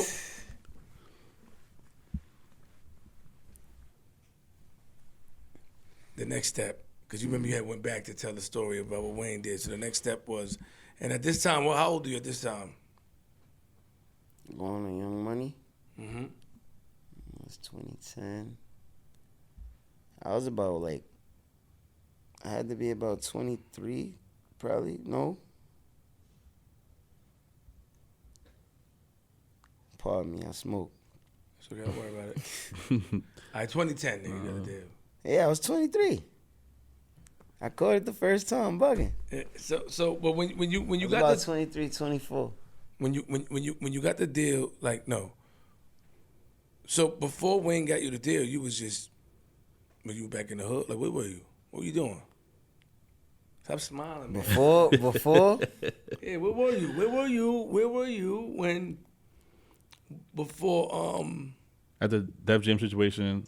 Yeah. Jay left, and y'all left. I was outside. Misbehaving? Not misbehaving. I was trying to figure it out. What that mean? You had a job? Nah. I had a dream. There you go with the words. That's a vibe. I had a dream, man. That's it. Nah, he got the words. Don't give into that, man. I had a dream, bro. All right, Martin Luther King had a dream. Martin Luther King had a dream, bro. We all have dreams. So you didn't stop. That's what you're saying. Flip out and Hell stop. no. You ever worked though? Regular job? Never. So I've done regular work, but I ain't get that shit on the books or get paid for no shit like that. Gotcha. Oh, okay. So about you said 2010. I ain't never get paid work. Did they call you? How did Wayne reach back out? Did you send a? Oh, you said Mac Main, right? You said They got into contact with you. Mac Main reached out. And they signed you. Yeah. Did they sign? You got signed for real? Or it was like on some handshake shit? Nah, I got signed. Don't keep it real. I'm your brother. Yeah. I got signed. Paperwork, signed contract. Papers. Oh. I signed. What was that like? What? Getting signed to them. Shit is dope. Like what? You want? Like what? What you talk to me? What was it like being signed to? It's incredible. Young Money. It's incredible. Like come on, man. I ain't gonna front. Like when it first happened, I met Wayne. Like of course, like I said earlier, like I met him a couple times. Like he came to the studio and did the verse for me and shit. But I went to Rikers to see that nigga. And that's when we had our conversation. He like, yo, when I come home, it's on. And that's what happened. And he kept his word. Yeah. Wow. Word. While he was in there, he was like, yo, everything is good or whatever. I'm like, yeah. He was like, all right, lawyer's gonna make sure everything. Your lawyer make sure everything is everything. And when I come home, that's it. And that's what happened. While he was in there, the papers got signed. As soon as he came out, it was lit. How much songs you recorded over there? A lot. We still got mad shit over there. We got mad shit. Cause I'm trying to think, like, you wasn't were you lazy, like, in the studio? Hell no. Don't get mad. Hold on, I'm just making sure. I want to cover all the bases. Hell no. Did you like being in the studio? Did you record? You know, some people are lazy. We know that, right? I'm still over there. I still record with them. We got some shit about to come out soon. I got some shit. Me and Euro, shout out to Euro. Providence, Rhode Island. He from Prov. That's my brother. He signed to Young Money. He's incredible. Me and him got a project about to drop. This is gonna be crazy. So, what happened with the Young Money situation? Well, what? You know, 6 foot, 7 foot came out, fire. Mm-hmm. You performing it or my mama. All that my llama bean. We know that. We know the words. You performing? Did you perform somewhere? I was hyped. I was like, oh, was you performing with fire in the background? What was it? He performed, let me see where he performed. He performed somewhere. He performed with him, man. Lil Wayne. Hold on, he performed. I remember I was like, oh, snap, look at Cory Gunz. How'd that song come about? Like the process of that record, and him he called you for the verse, or like what was that like? That shit was when he got out.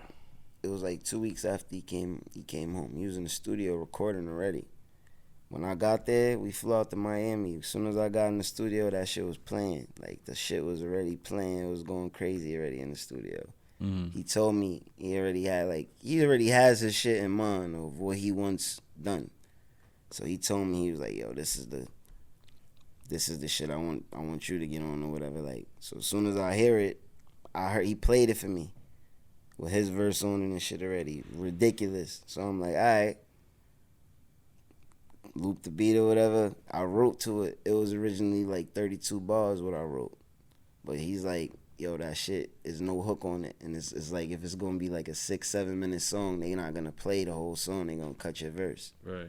He said, like, so when I did the verse, he was like, yo, no, come out. Maneuver shit certain way, and that was it.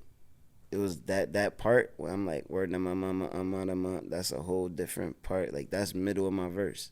I was rhyming before that and shit like that. So he's like, Wayne be knowing what the fuck he want to do and what sounds right sonically. You know what I mean? Like, he's ill with that shit. So what part's missing in that song then? What part is missing? You still remember it or not? Hell no. I don't. Yo, Evan, when he was like, that's like, that's it. It just this, chopped it. like, It was yeah, gone. just that's it. I'm like, cool. That was it. Cause they didn't stop me when I was doing the verse. They let the whole verse rock. So I'm like, oh, all right. But then he was like, yo, this shit's gonna be 7 minutes. Like, they not gonna play the whole shit. Like, so we chopped it anyway. Like, he fucked with the verse, but we had to chop that shit. I ain't want them to skip it. And then from there, you blazing hot. Moving around, performing at the 106 in Park, New Year's Eve. Yeah, that shit was crazy. Summer Jam. You was performing everywhere. That shit was crazy. What was the vision after that record? You saying as far as what? After the record, what was your vision? Album, like what vision you had? Album, and just keep like more. That's what I want. You know what I'm saying? Like, just keep that shit consistent. Like, keep a flow of those. Like, keep those kind of records in the chamber. Keep them going. That type of shit. Did you know that song was gonna go as crazy as it did when you recorded it, or you just kind of felt like, all right, this is the record? I mean, it's still Wayne on it. It's dope. But did you feel like it was gonna be crazy like that, or you just felt like, I knew that shit was gonna be crazy. Period. Whether like if I was on the shit, or if it was just him, I knew it was gonna be ridiculous. Just on some hip hop shit. Right. I knew when I first heard it, the timing and the execution and with the way that record is no denying that shit is incredible. So that shit alone, like, when I wasn't prepared for it, so for me to sit here and say I wasn't prepared for it to be what it was gonna be, it would kind of be like, I don't know, like, that shit was different because you gotta think it's an unorthodox record. Like, there's no hook on that shit, bro. It's just the 6 foot, 7 foot, 8 foot, and he's rhyming again. He's just it's 3 verses on that shit. Oh, you're right. So that shit is like, you never know. So, but I'm trying to figure out though, Cory, is this like, so all this shit happening, you popping, you moving, you know, going into album mode, so you still recording and stuff. Pretty sure. Where you staying at this time? You spot. Where you staying? What, during that? Mm-hmm. Shit. back and forth. I had a little I had like a little apartment, like a loft at that time that I would stay at in the city, and I would be always back and forth like between there and my neighborhood though. I would still be around. If I was in town, I would be there in my neighborhood. Like, my grandmother was always stubborn. My grandmother never wanted to leave the block. So it's like, that's home. That's all I've known since I was a baby. So I will always be there, like, regardless. But if I had work to do, or if I'm doing something, if I'm not there, then I'm in the house, or like, and shit. Gun charge. Yeah. Tell us about that, man. Judah. Come on, like, keep it real. Don't 2012? snitch if you don't have to. Yeah, I'm just 2012. I mean, he know. Nah, I got caught bad, little bad situation, little bad hurdle. That's it. You had beef? Was it beef? No comment. Okay, I respect that. It wasn't nothing like, Nothing crazy, yeah. just a bad situation. Wrong place, wrong time shit. But so then, tell me how they caught you with the gun. Out of nowhere, honestly. Like, it wasn't meant, from what I learned later, it wasn't meant to happen like that. Like, the way it was really a stop and frisk type of situation. Mm-hmm. You don't got to talk about the beef who you had with. You don't got to talk about Nah, it wasn't no beef. It was a stop and frisk situation. So why you had the pistol? You said you don't want to talk about it. No comments. So we're going to move on. But at least tell us how you got. Where were you? You was outside standing? You was in I the wasn't car? standing. I was in the, I was leaving from somewhere, Okay. going somewhere else, Okay, got it. and stop. You just happened to stop. Yeah, stop and got out to go to a store to do something else when some other shit happened. Okay, and police was near? Yeah. Yeah. I already understand I'm so caught in being told not to, you know what I'm saying? Like, from when that shit happened, that I be tight knit with that shit still. No, and I respect that. I respect that. So when that happened, they caught you. They locked you up. Yeah. Hell yeah. They Hell saw- yeah, they they- saw me. they- They, exactly. all right. Yeah. Damn, bro. I'm gonna tell you. I get it already. I get it. Once you say you went to the store. Because I'm trying to. Yeah, you my man. We're gonna move on. They They saw you go into the store. Yeah, they saw me about to. Like, I got out of a fucking cab. I got out of a cab. Like, it's certain ways. I got out of a cab, basically, to go get some food. And I got approached by 3 different people. Plain clothes. That's how that happened. For real. Got out of the cab, walked across the street, going to get some pizza. And I got approached from like 3 different directions. Word. That's how I remember it happening. Whatever they reasons they said it was like. What made them stop and frisk? Did they give a reason? It wasn't on. To be honest. It wasn't on. At all. No. It wasn't. So they just got lucky. So That's what I said. so no, this happened. You get locked up, and then I think after that you just vanished. Yes. Yeah, basically got low. I was still recording and doing music, but I had to like move, and that shit restricts a lot. Like, people were like, even that's why I don't even really like talking on that shit publicly, because it's like, it's nothing I really glorify. It's nothing I'm proud of and shit. Like, that shit restricts a lot.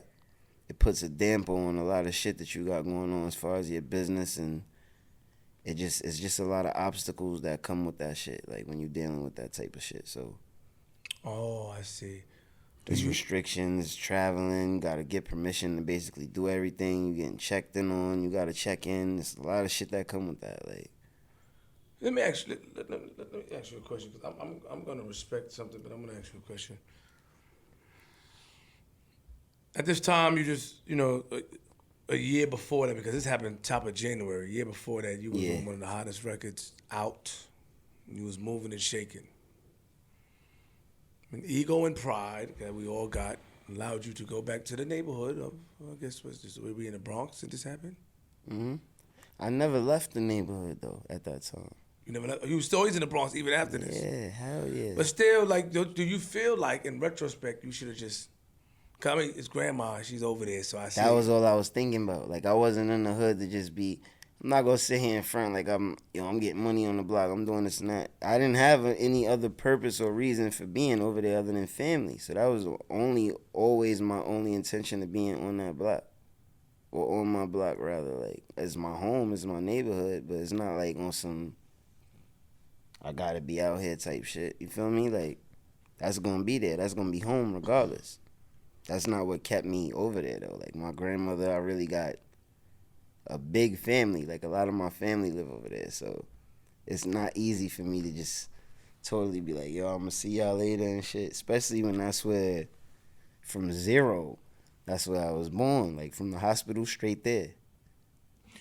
Were you disappointed in yourself? Because you know that hindered, like, right, you got yourself in trouble. It hindered a lot of things. Does it ever bother you? Does it play into your mind? I got caught up in this stuff because. Yeah, but I'd rather have feelings to have than not. Nigga could have got caught in something totally different. Oh, so you rather be like judged? the way shit is, I wouldn't be here, bro. Like type shit. Like I'm just talking about even with the way shit is going on now. If you catch me, the way the violence is and the way the world is and different shit, we not promised tomorrow, bro. You know what I mean? So I'd rather have the feelings and just be cool with me and like, yeah, maybe I could have did this differently, but at least I'm grateful and blessed to still have them thoughts and feelings, bro. Like, so you'd rather be judged by 12 than carried by 6, basically? I'd rather not. Like, I'd rather stay out the way. Completely? Yeah, to be honest. Like, I'd rather be out the way. I'm not a person that look for none of that shit. Like, even with the shit, when the situation happened, it was going on, I wasn't doing interviews or trying to make songs and super like push that shit and talk about that shit or get anybody to do that. Like in actuality, anybody who been in them situations and really know what that shit is like, it's a headache, it's a hindrance. Mm-hmm. Like that would be just me sending like niggas to crash. You know what I'm saying? So I don't it really took a lot of like that was, if anything, it was a wake up call for me. What did Pops feel about this situation? I'm pretty sure he spoke to you that was one about of the it. main things he always told me about. Like, yo, don't get caught with a gun. Yeah, he said that. He said that on the show, right? Yeah. That's all he said. So when that shit first happened, when y'all say disappointment, like I'm not gonna sit here and act like I'm on some tough Tony shit. Like, yo, no, I don't regret that shit. Only person I really regret disappointing in that instance is him. Mm-hmm. Because it's like it's something that was deliberately said to me, but it still happened. You know what I mean? Like, so it did. Like, I don't know. Did you beat yourself up about it? Did you ever like think like, damn, son, like, what detriment did that gun charge cause in your career or in your life? It just stopped a lot. I feel like it just stopped a lot. Like that's what that game is. Like it's just it's a time thing. So it's like instead of me having the clearness, I'm a creative, bro. So I don't like having much. We all go through shit and stress and problems, but when you making art or when you think, you know how it is, bro. Y'all know when you trying to think of fresh ideas, period, or doing something that needs your mind to be creative, like it's that shit is a block. You have it on the back of your mind, like, yo, I don't know what type of time these people gonna be on when I go back. Or I don't know what's gonna happen right now. I don't know if my door gonna open and they gonna come in or any. Like, it's just a lot of shit. It's a mental thing, too. It's not just like, not being able to do certain things or whatever. Like, it's a lot of factors that come into that shit. It hinders you. So, I'll still be able to do shit, do music and all that, but, like, not to I don't like not doing nothing to its fullest potential. So it's like, why would I come out and half-ass anything or just drop a few singles or do that for the sake of me not knowing I'm not going to be able to consistently keep that shit flowing. I'm not going to be able to keep pushing more content out to the way that it needs to be. It's not going to be pushed potentially to the fullest extent. So it's like I'm going to just be bullshitting and keep half-assing. Like, nah. So it's just like a real reality check, like sit there and really get on your shit. Like whether it be me writing every day, me switching up habits, me learning new things, and it's moving different. Like gave me a lot of time to reflect on myself and shit too. Your father said he told you to stay low and stuff like that. Yeah, he did. That was another thing too that changed a lot. Like he did tell me to, like, yo, just chill out for a minute, lay low, fall back, like for the most part. And you did that. Yeah. How long did you go incognito for? I don't know. I think when he told me that, he meant is in the sense of like just stay, like just be careful, period, like outside and shit. And also like even with the music and everything, like just focus on yourself. That's what I took from that. Like, yo, get focus up. But you really disappeared if you think about it musically. Mm-hmm. You stopped. I don't look like I did because I record every day, but I haven't put nothing out since then. So people would think that. You record every day. Yeah. But so when people say that, like, it took a minute for me, like, to even adjust or get used to that because people would be like, yo, I ain't hear from you. And then, but at first I would get offended, like, yo, bro, I record all the time. I just did this, But then it's like, nigga, they didn't hear that. You ain't put it out. Like, you ain't, it's like, what the fuck? Like, you know what I'm saying? So it's like, I understand that shit. It took a minute for me to get that. Like, I haven't put anything out or nothing for a lot of those reasons. Like, it's just, if nothing is gonna be like, I can't cater to anybody else's expectations, bro. I'm not doing that. Once you lose your vision, you live in somebody else's dream. I ain't with that.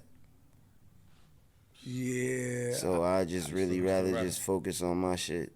No, but I do agree with. I mean, he's cool as a philosopher. I do agree with that though. Still, at the same time, Cory, like you disappeared, bro, for the people, right? So that's the only thing we can say. And of course, you get offended. You didn't put any music out. Was there any reason you didn't put music out? Those reasons. All those reasons just now you said. Yeah. No particular. Like, it's just what you just said, but it wasn't like they treated you good over there at Hell yeah, they still. Nah, they do still. I'm still signing them. What type of contract you got? The hell? I'm still signing them. It's 12 years now. Because you gotta also remember too, Flip. It was something that happened up there at that label too. You forgetting? Birdman. Yeah. And so Wayne. that was another thing. It wasn't all just. This is why this goes back to me saying earlier in interviews. Politics and certain things happen that be out of my control sometimes. So I can't sit here and ever solely blame anybody or say, yo, niggas is nobody wanna. It's just shit happening that's just saying, yo, the timing is not divine right now. It's not it. When did you get into this space of divine time and all, you know, because it's a good way of thinking. It's the truth. I have to give you respect. I'm not saying here on some, I ain't gonna say in front of you like a nigga be meditating and all that. I don't mean to talk or act like or be acting like that, but I just really like be focused on some.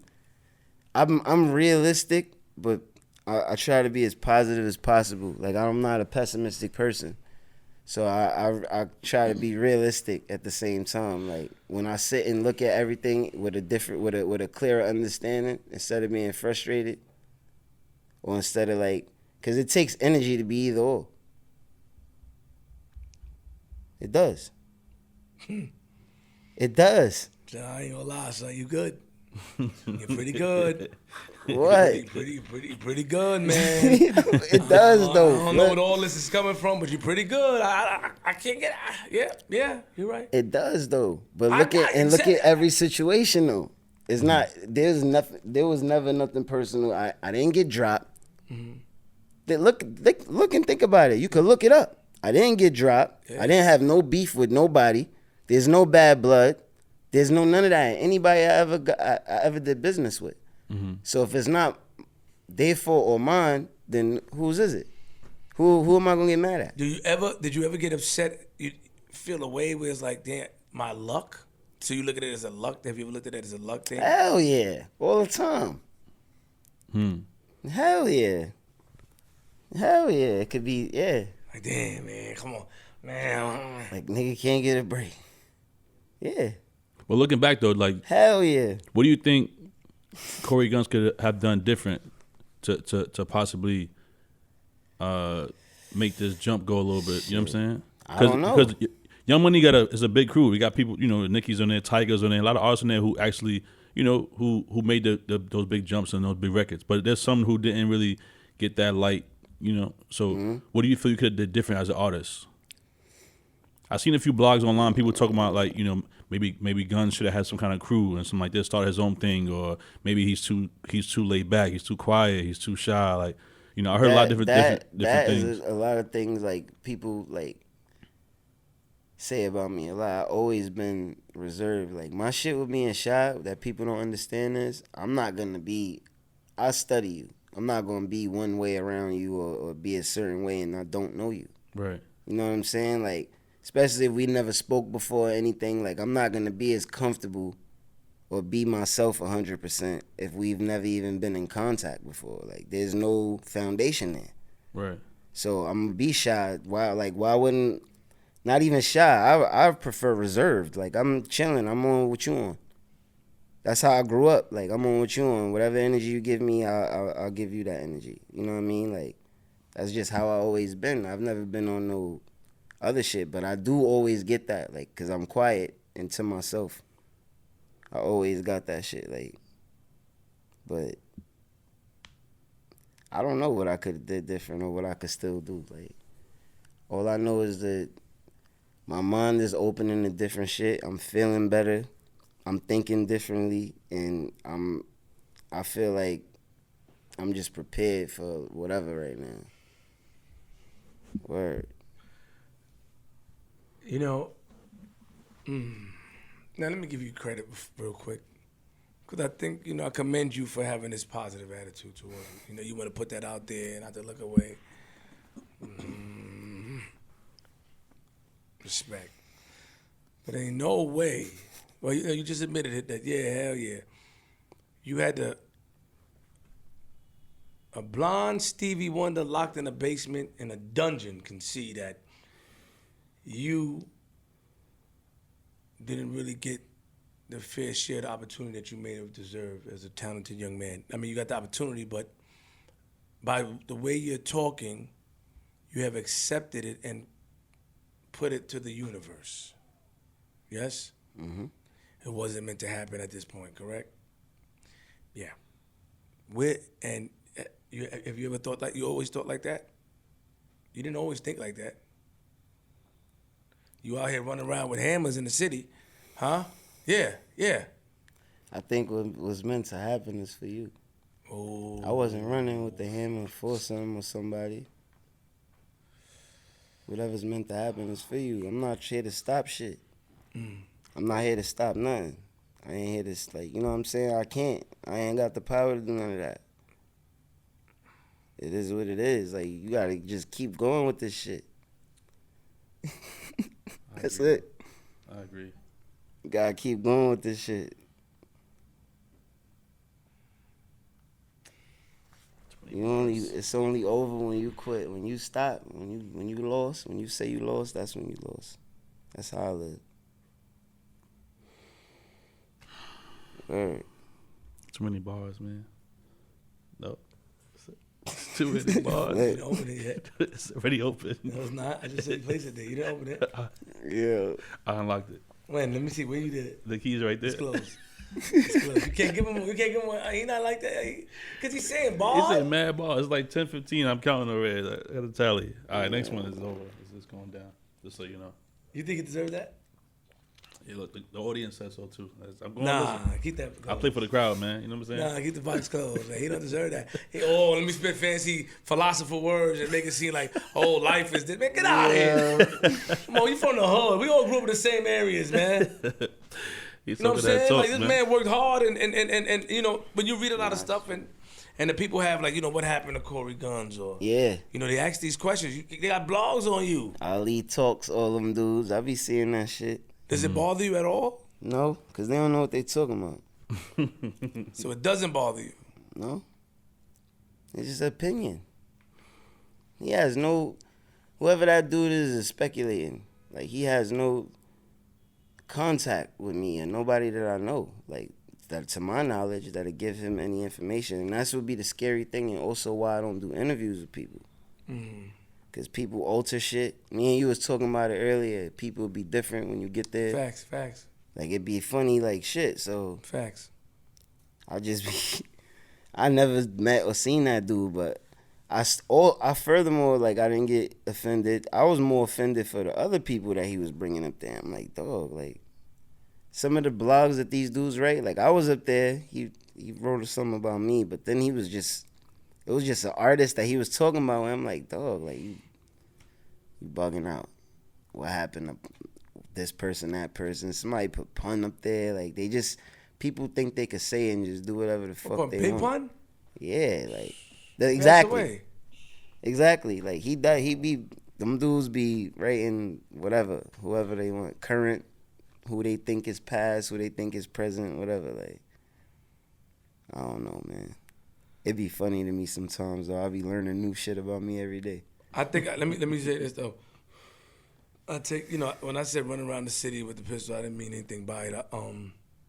I was just saying that our environment and sometimes what we get involved in cause us to move a certain way. I'll keep it like that. Yeah. So, not to say that you was on some knucklehead stuff, but a lot of times we have to do things that we don't want to do. You know what I mean? And that's just life. Yeah. You did an interview in 2019, I guess. I think Jack Thriller. Yeah. And you just said, how you felt about, you just, had to fall back from music. Do you remember what you said? Nah. Of course. I remember the interview, but I don't remember what I said. Yeah, I don't remember neither. I don't remember neither. Right? You fell back from music. If you don't remember, I don't remember. Who? So, have you ever got depressed before? Depressed? Yeah, hell yeah. Tell me why. Let's talk about it. It's human shit. Regular human being shit. Losses. People I lost. People passed away. Just regular stuff. Regular shit. A lot of stuff will trigger depression in people. Like, the regular things that'll do it to anybody else. Like, but really, mainly for me, it's death. That's the shit that really fucked me up. Real quick, you have twin daughters, correct? Yeah. Okay. How they doing? How old are they? They great. 15. 15? Yeah. Oh damn. What? Yeah. I think did Peter mention that? I know he mentioned that you follow his footsteps with a lot of different things. You know what I'm saying? Like with the gun charge and the music. And I think you may mention the kids too. I don't think with the girls though. I don't think he wilding like that. So you had him young then. Yeah, I was 20. So but you're not wilding like that. Nah, I'm chilling. My twins. Shout out to you, man. Shout out to you. That's it. Shout out to you. Shout out to the girls. Thank you. Appreciate that. Madison and Mackenzie. I'm proud of you, man. I think that that's what's up. When the father smile about his children, I got 3 children. You know what I'm saying? And when the father smiles about his children, that's dope to see. Shout out to them. Thank you. Yeah, for sure. They're 15. My bosses. You've been talking to them. Make sure we not. Yeah, nah, we good. 16 years old. Mm-hmm. That's what I'm. Uncle Flippin' them not playing. Tell them. They gonna watch you. Tell them I said that for real. Nah, I got you. The ones that come up there and wild out. Come on, man. I got you. I appreciate Are you still cool with their mother? Yeah. No, we good. We good. Okay, good. We good. No problems. One question from me real quick is that when you see when people bash your father, right? Mm-hmm. You never change your outlook on him. Nah. Have you ever got mad on how he looked ever? We don't get into details 'cause I know that your pops like, yo, they be asking about me and all that. We ain't making it about him. I'm just saying, have you ever felt the way how he would, like what the situation that he put himself in? I mean, for himself, I do. Like, I be worried about, because He said you flipped on him. Oh, yeah, I had a discussion. He said that in the interview. Oh, you thought we didn't know that? Oh, you thought we didn't know that, did you? What you say? What you Chill out, no. Let's talk about the flip. Don't try to. Nah, hold up. He trying to see what I know. What you know? No, I ain't saying it. Your father said in an interview that you flipped on him. When? What was this? I don't know. You tell me. It's like Mr. Smooth now. Cause I don't know, man. I don't know. He might call flipping something. I don't know. I don't remember the situation. He said that you like. He said that you never said like when people did in the interviews. Oh, this is what he said. I'm mixing it up. He said in the interviews, when people did interviews, when people talk about him, you always stood strong and tall with him. He said it wasn't until like a recent when you had a discussion about a lot of things that you didn't like. That's what he said.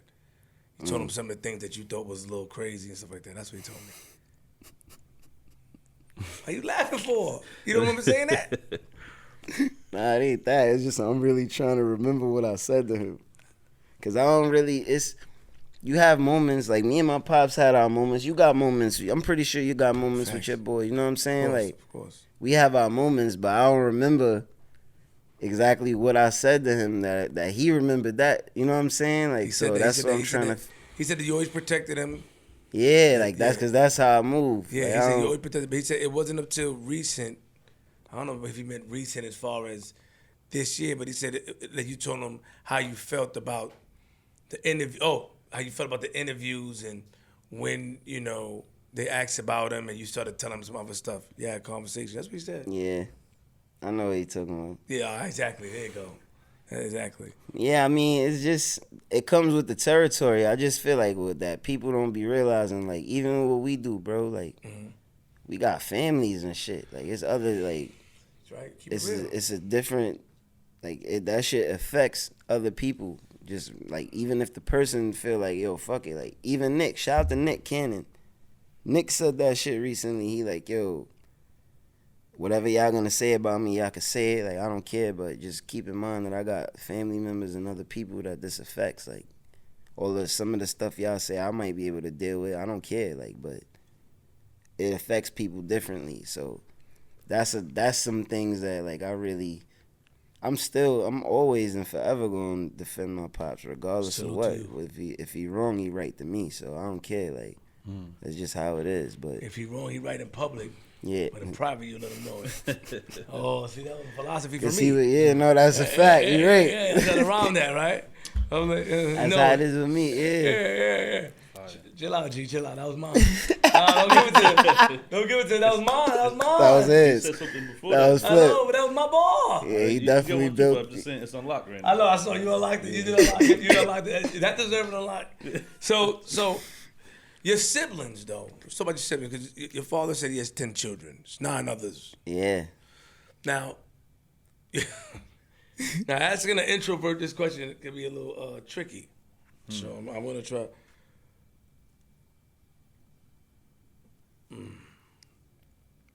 How do you handle that situation?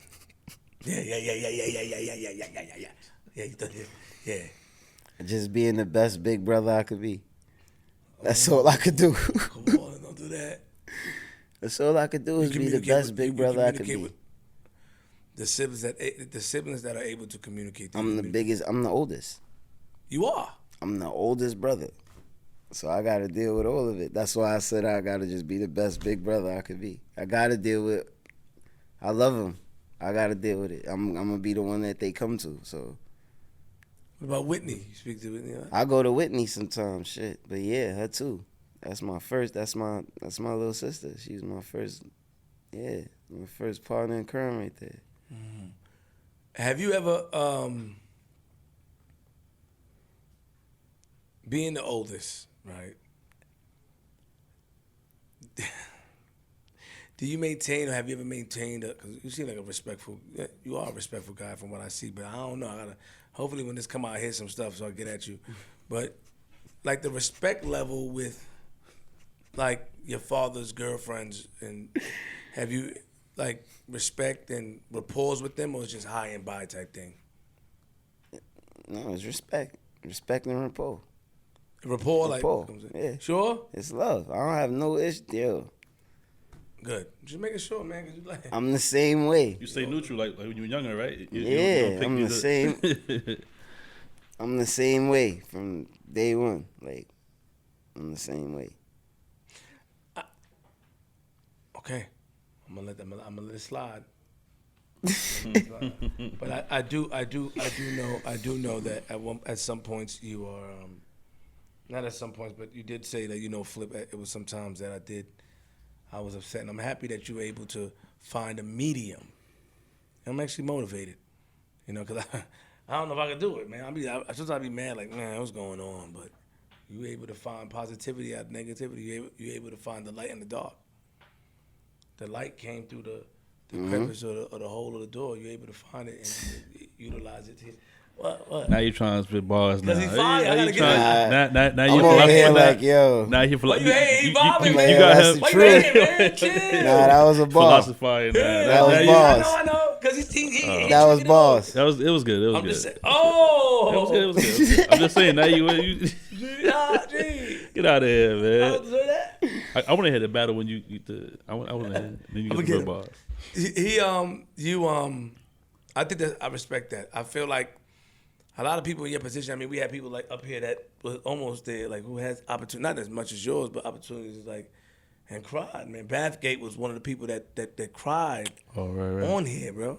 Cried like, damn, I was there, and it just they had tears, bro. He said they did me dirty, but your situation is different. But and that plays in my mind. Even the guy Booger from basketball. I was there. He sat and cried like, but you have a different outlook on it. And you get my respect. I appreciate it. I know you had to have your own moments to yourself, but we ain't gonna put that out there. Nah, of course. It's a fight every day. You gotta stay in that shit. For real. Stay in the fight, bro. It's not over till I say this shit is over. I'm still in this shit. I'm still in the mix. I'm still on the nothing stopped. It's just it's a timing thing for me. Like I never been on nobody timetable, bro. So it shit be hitting me a little different. Like people be getting caught up in shit, thinking that they gotta do certain things and move certain ways according to society or stereotypes. I don't give a fuck about none of that. None of that shit drive me. That's why it's easy for me to stay to myself and be by myself. I'm not driven by materials or money. That shit don't do nothing to me or for me. I'm driven off of music, purpose, and really making change and shit. Like, that's what makes me get up and want to do shit every day. Like, I get more out of helping other people than myself. Like, I don't be giving a fuck. So I feel like my greatest purpose and my fulfillment is on its way. Like, it's just everything I've been through is teaching me how to maneuver this shit. For real.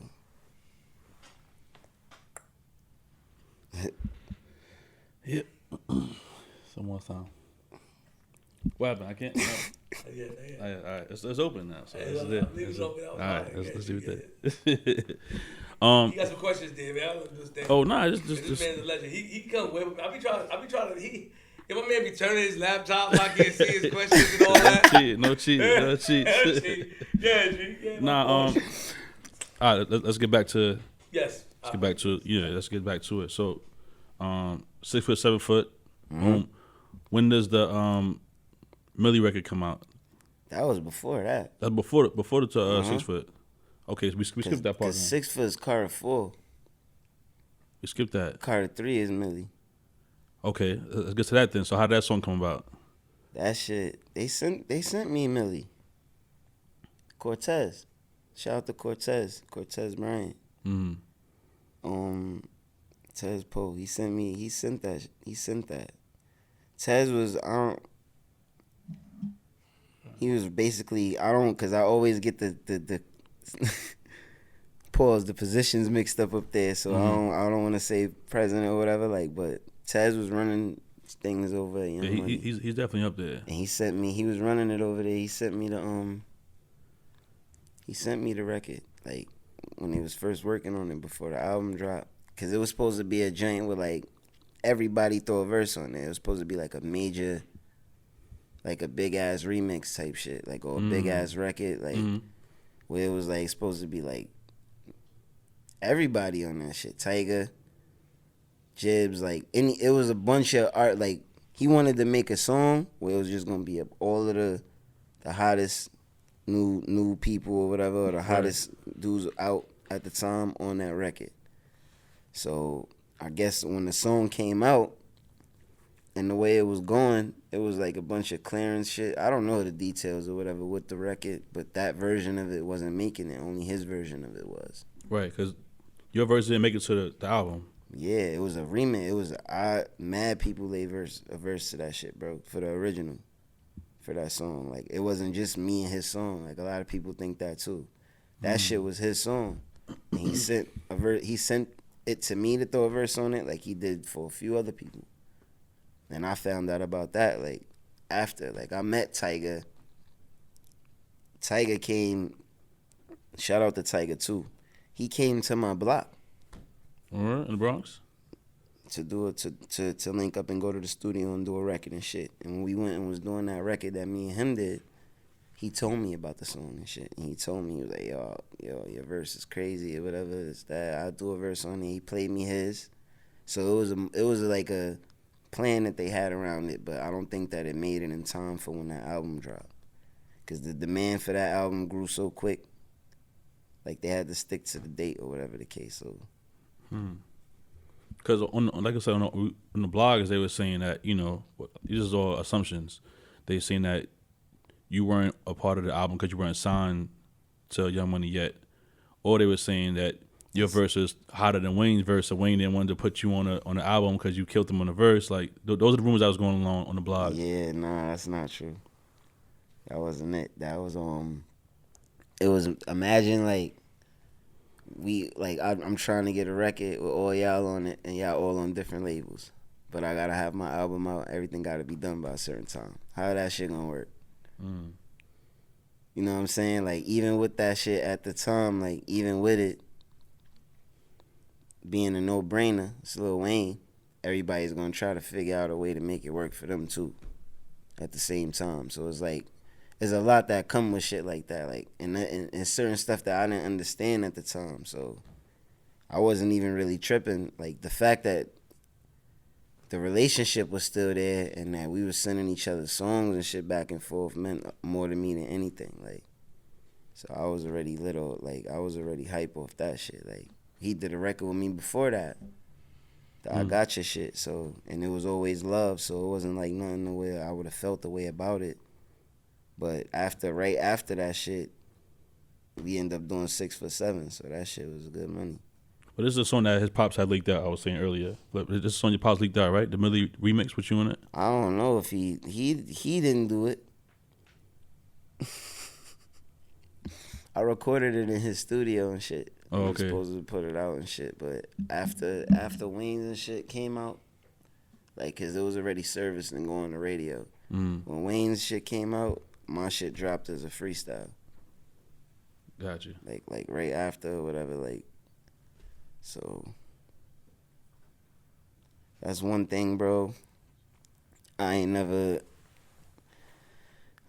be into just the music of this shit, bro. Like, I don't really be tripping on, I don't have no ego with no shit, like, whether I make a song or not, or I don't be feeling no funny ways about no shit like that. Like, as long as the rapport and the relationship is good, that goes further with me than anything. Word.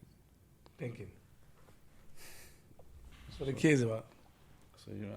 No, yeah, I'm just, I got a couple other joints, but I want to go back to the timeline. So, so that was before 6 foot 7 foot. So after 6 foot 7 foot, where we at now? We passed that. We passed that, yeah. We stopped Gun it before. charge and all that. Gun charge, boom. Disappeared. Boom. But he didn't disappear. He said he didn't put the music out. He was still working, He was but recording all day. he got music out all day crazy, but he didn't put nothing out. He was stashing the records up. Yeah, I be recording a lot. I write every day. Your father said you got like 1,000 records, he think? Way more. He's playing me. I got way more. He said, I think 1,000 records. I got songs. Probably more. I got a lot more shit than that. You got no more than 1,000 records, man. Stop it. Yes, I do. With my kids.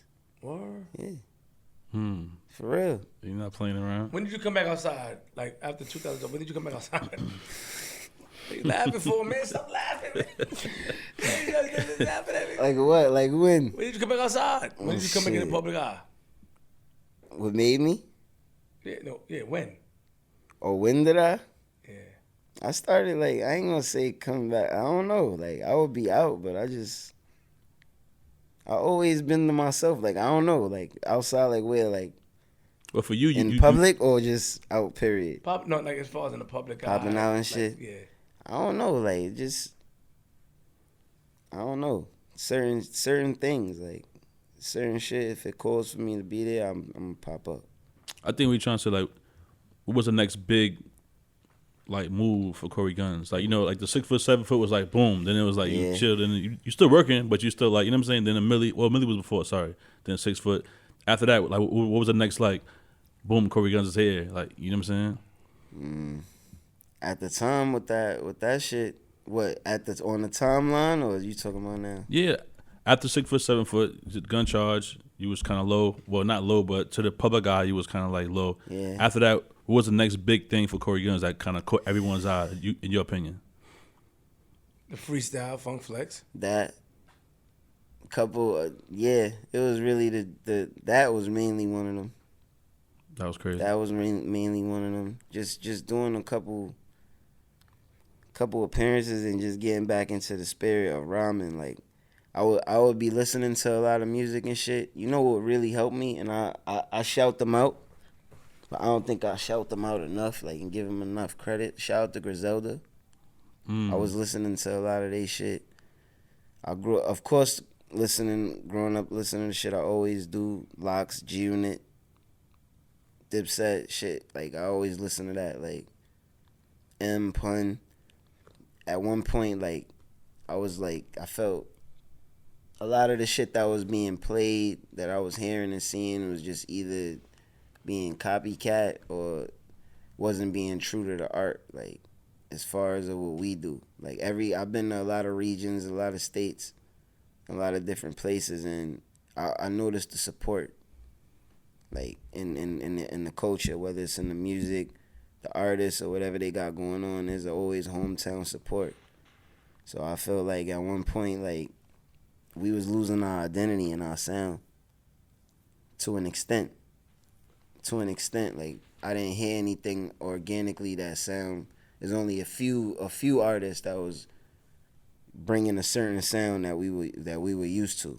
I'm not trying to say bring nothing back or shit on nothing that was out or that is out, but I feel like that they also held the torch and implemented a lot of people to come back out and really know that the culture's still alive, that, like, it's still bars still out here. So listening to them, and just really my main, like, I listen to everything and everybody really, but my main, I listen to what keeps me on like 100 with my pen and shit like that. Right. Like, so if it's not some early hip hop or some certain, it's a lot of new shit out too, but I listen to a lot of them. I just listen to people that motivate me. Speaking of the culture, like, you know, I heard somewhere you did a mixtape dedicated to KRS-One or something like that. You did. I was supposed to, yeah. That's what the shirt, the inspiration behind the shirt and everything, Criminal Minded, comes from that. I'm still working on it, actually, and it's not done or nothing, but it's a project that it's like my passion project, so I'm taking my time with it. Right. It's more that I want to put into that than just throwing it out on some mixtape shit. Like, I really want to put some thought and time into that shit. First of all, before you talk about the shirt, man, shout the people's out, man, about the shirt, man. Come on, man. Not your shirt. I mean, you helped it. Like, come on, HBA. Come on, man. Come on, man. Man, sister shirt. Little sister brand. Come on, shout them out. Shout the brand out, man. Hype by Alley, right? Hype by Alley. All the Criminal Mind. in the back. You have to get up. You have to get up right now. I was about to too.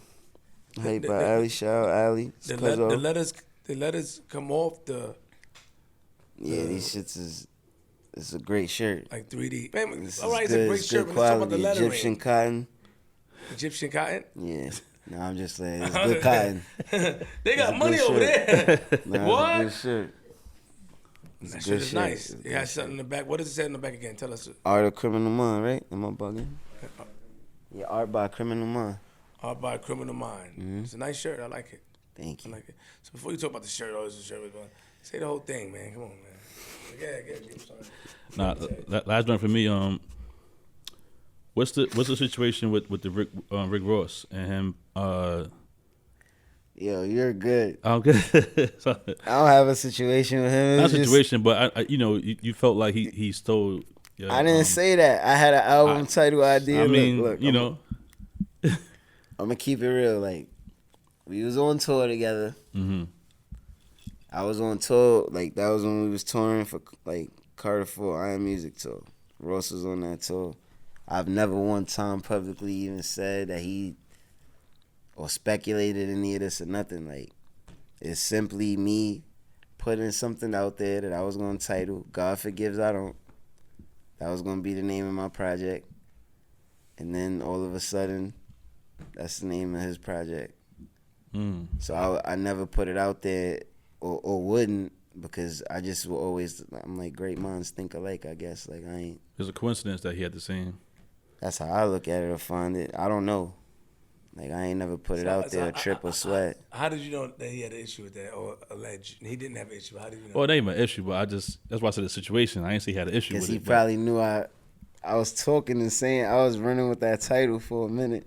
Mm. And then that shit came out, and he was going to name his album that. And I'm like, all right. All right, cool. You just cool everything, huh? Nothing bother you.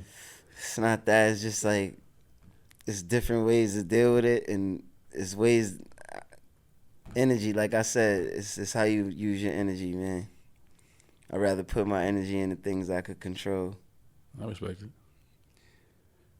Have anybody in the industry got you mad before? Like what? Just like that asked, man. Nah, that I could think, nah. None? Any misunderstandings? Anyone that you ever had? So, yeah. Like what? Just like his father, bro. Like, I'm not Nah, telling like you. what? I'm trying to understand. Like what? Did you have A physical altercation or something? Like somebody stole your girl, like somebody dissed you on a record, it's like somebody, you know. I don't know. Any issue in the industry that you had? Nah. Not that I could think of or recall. Okay. Not that I could recall, and if it is, I didn't look at it as an issue. Did you ever have any misunderstanding? You gotta use words, man. Yeah. Misunderstanding. Did you have any misunderstanding? any debates? Not with nobody in the industry or nothing. No, not that I could think of. Okay, cool. But you might find something and tell me otherwise. That's why I'm like, I'm not. I ain't see nothing though. I ain't see I nothing. looked. I never did though. I typed in Cory Gunz beef. I ain't see nothing. Nothing. I was just. I ain't see No nothing pop up. issues. That's what's up, bro. So what was that? Wait, hold on. So your father said you didn't really want to do like anything with reality TV. I'm pretty sure you got offered before, right? But I'm watching. Nah. Did you? What was the whole Real Father and Son? What's that? The Son of a Gun. That was my show Where? on MTV. MTV. Right. It was on MTV. Forgot. See what I'm saying? See what happened when you just bring my phone? I see it. I was watching it. I'm like, it's not Love and Hip Hop. I didn't see Yeah, that. That's why it's bugging me out. I'm like, wait. That was what before happened? Love and I Hip forgot Hop. about the show. I forgot they had the joint. And you spazzed on your pops in the studio and all that? Remember that? Or that was just for the show? I think, like, yeah, it was That's the tricky thing with that. They capture what they, you know what I'm saying? They capture certain things and it's put out, you know what I'm saying? So that wasn't for the show, that was real? It wasn't fake, but it wasn't for that particular situation. Oh. You know what I mean? Like it wasn't for the situation that they made it out to be about. It was be about other shit or something that to invoke. You went crazy on there? It's right here. I see it. I don't remember, yo, bro. I don't be watching, like, I don't really be watching none of my stuff like that or nothing. Why is it so hard? That's total going on. That's crazy. See that? Hear your voice? Uh-huh. Hear your voice. Your fall. I gotta watch them shits, yo. I love your fall. Your fall. I don't be Your fall watching. got that face, man. I keep telling about that face, man. Like, he act like he always surprised and stuff, right? Yeah. He always look like he's surprised. Like he don't know what's going on. Look. Oh, what happened? You know what's going on, man, OG. I told him that, man. Look at this face, look. What's going on? What happened? You know what's going on. You got married on TV. What happened? You know what you did. He always got like a surprise face, like come on, like a lost cat or something, man. Like, I told him that, man. Shout out to the OG, man. I appreciate that though, man. Listen, man.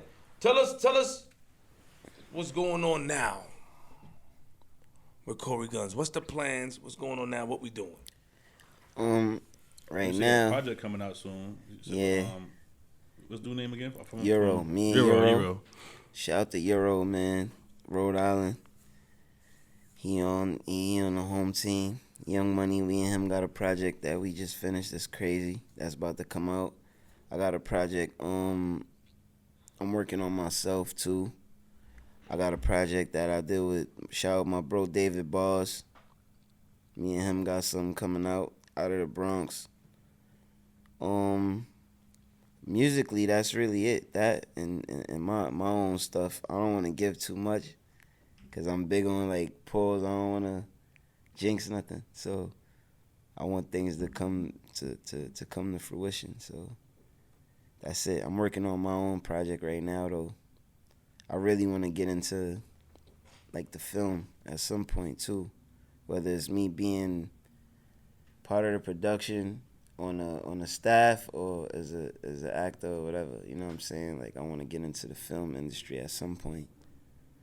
But that's really it. That's what I'm mainly focusing on. The music, my projects. That's it.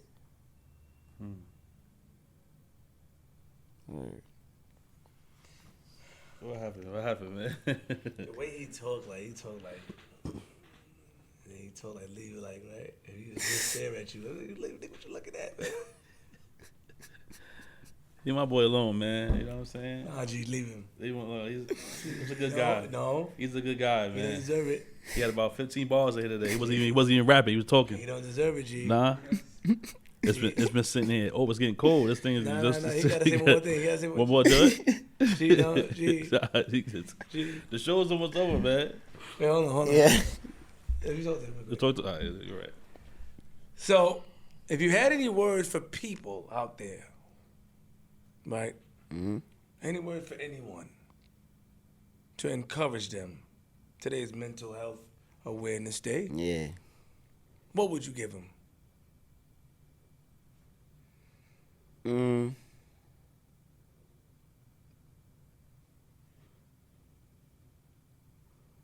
See, I really gotta think on this one because we gotta be Take your time. serious.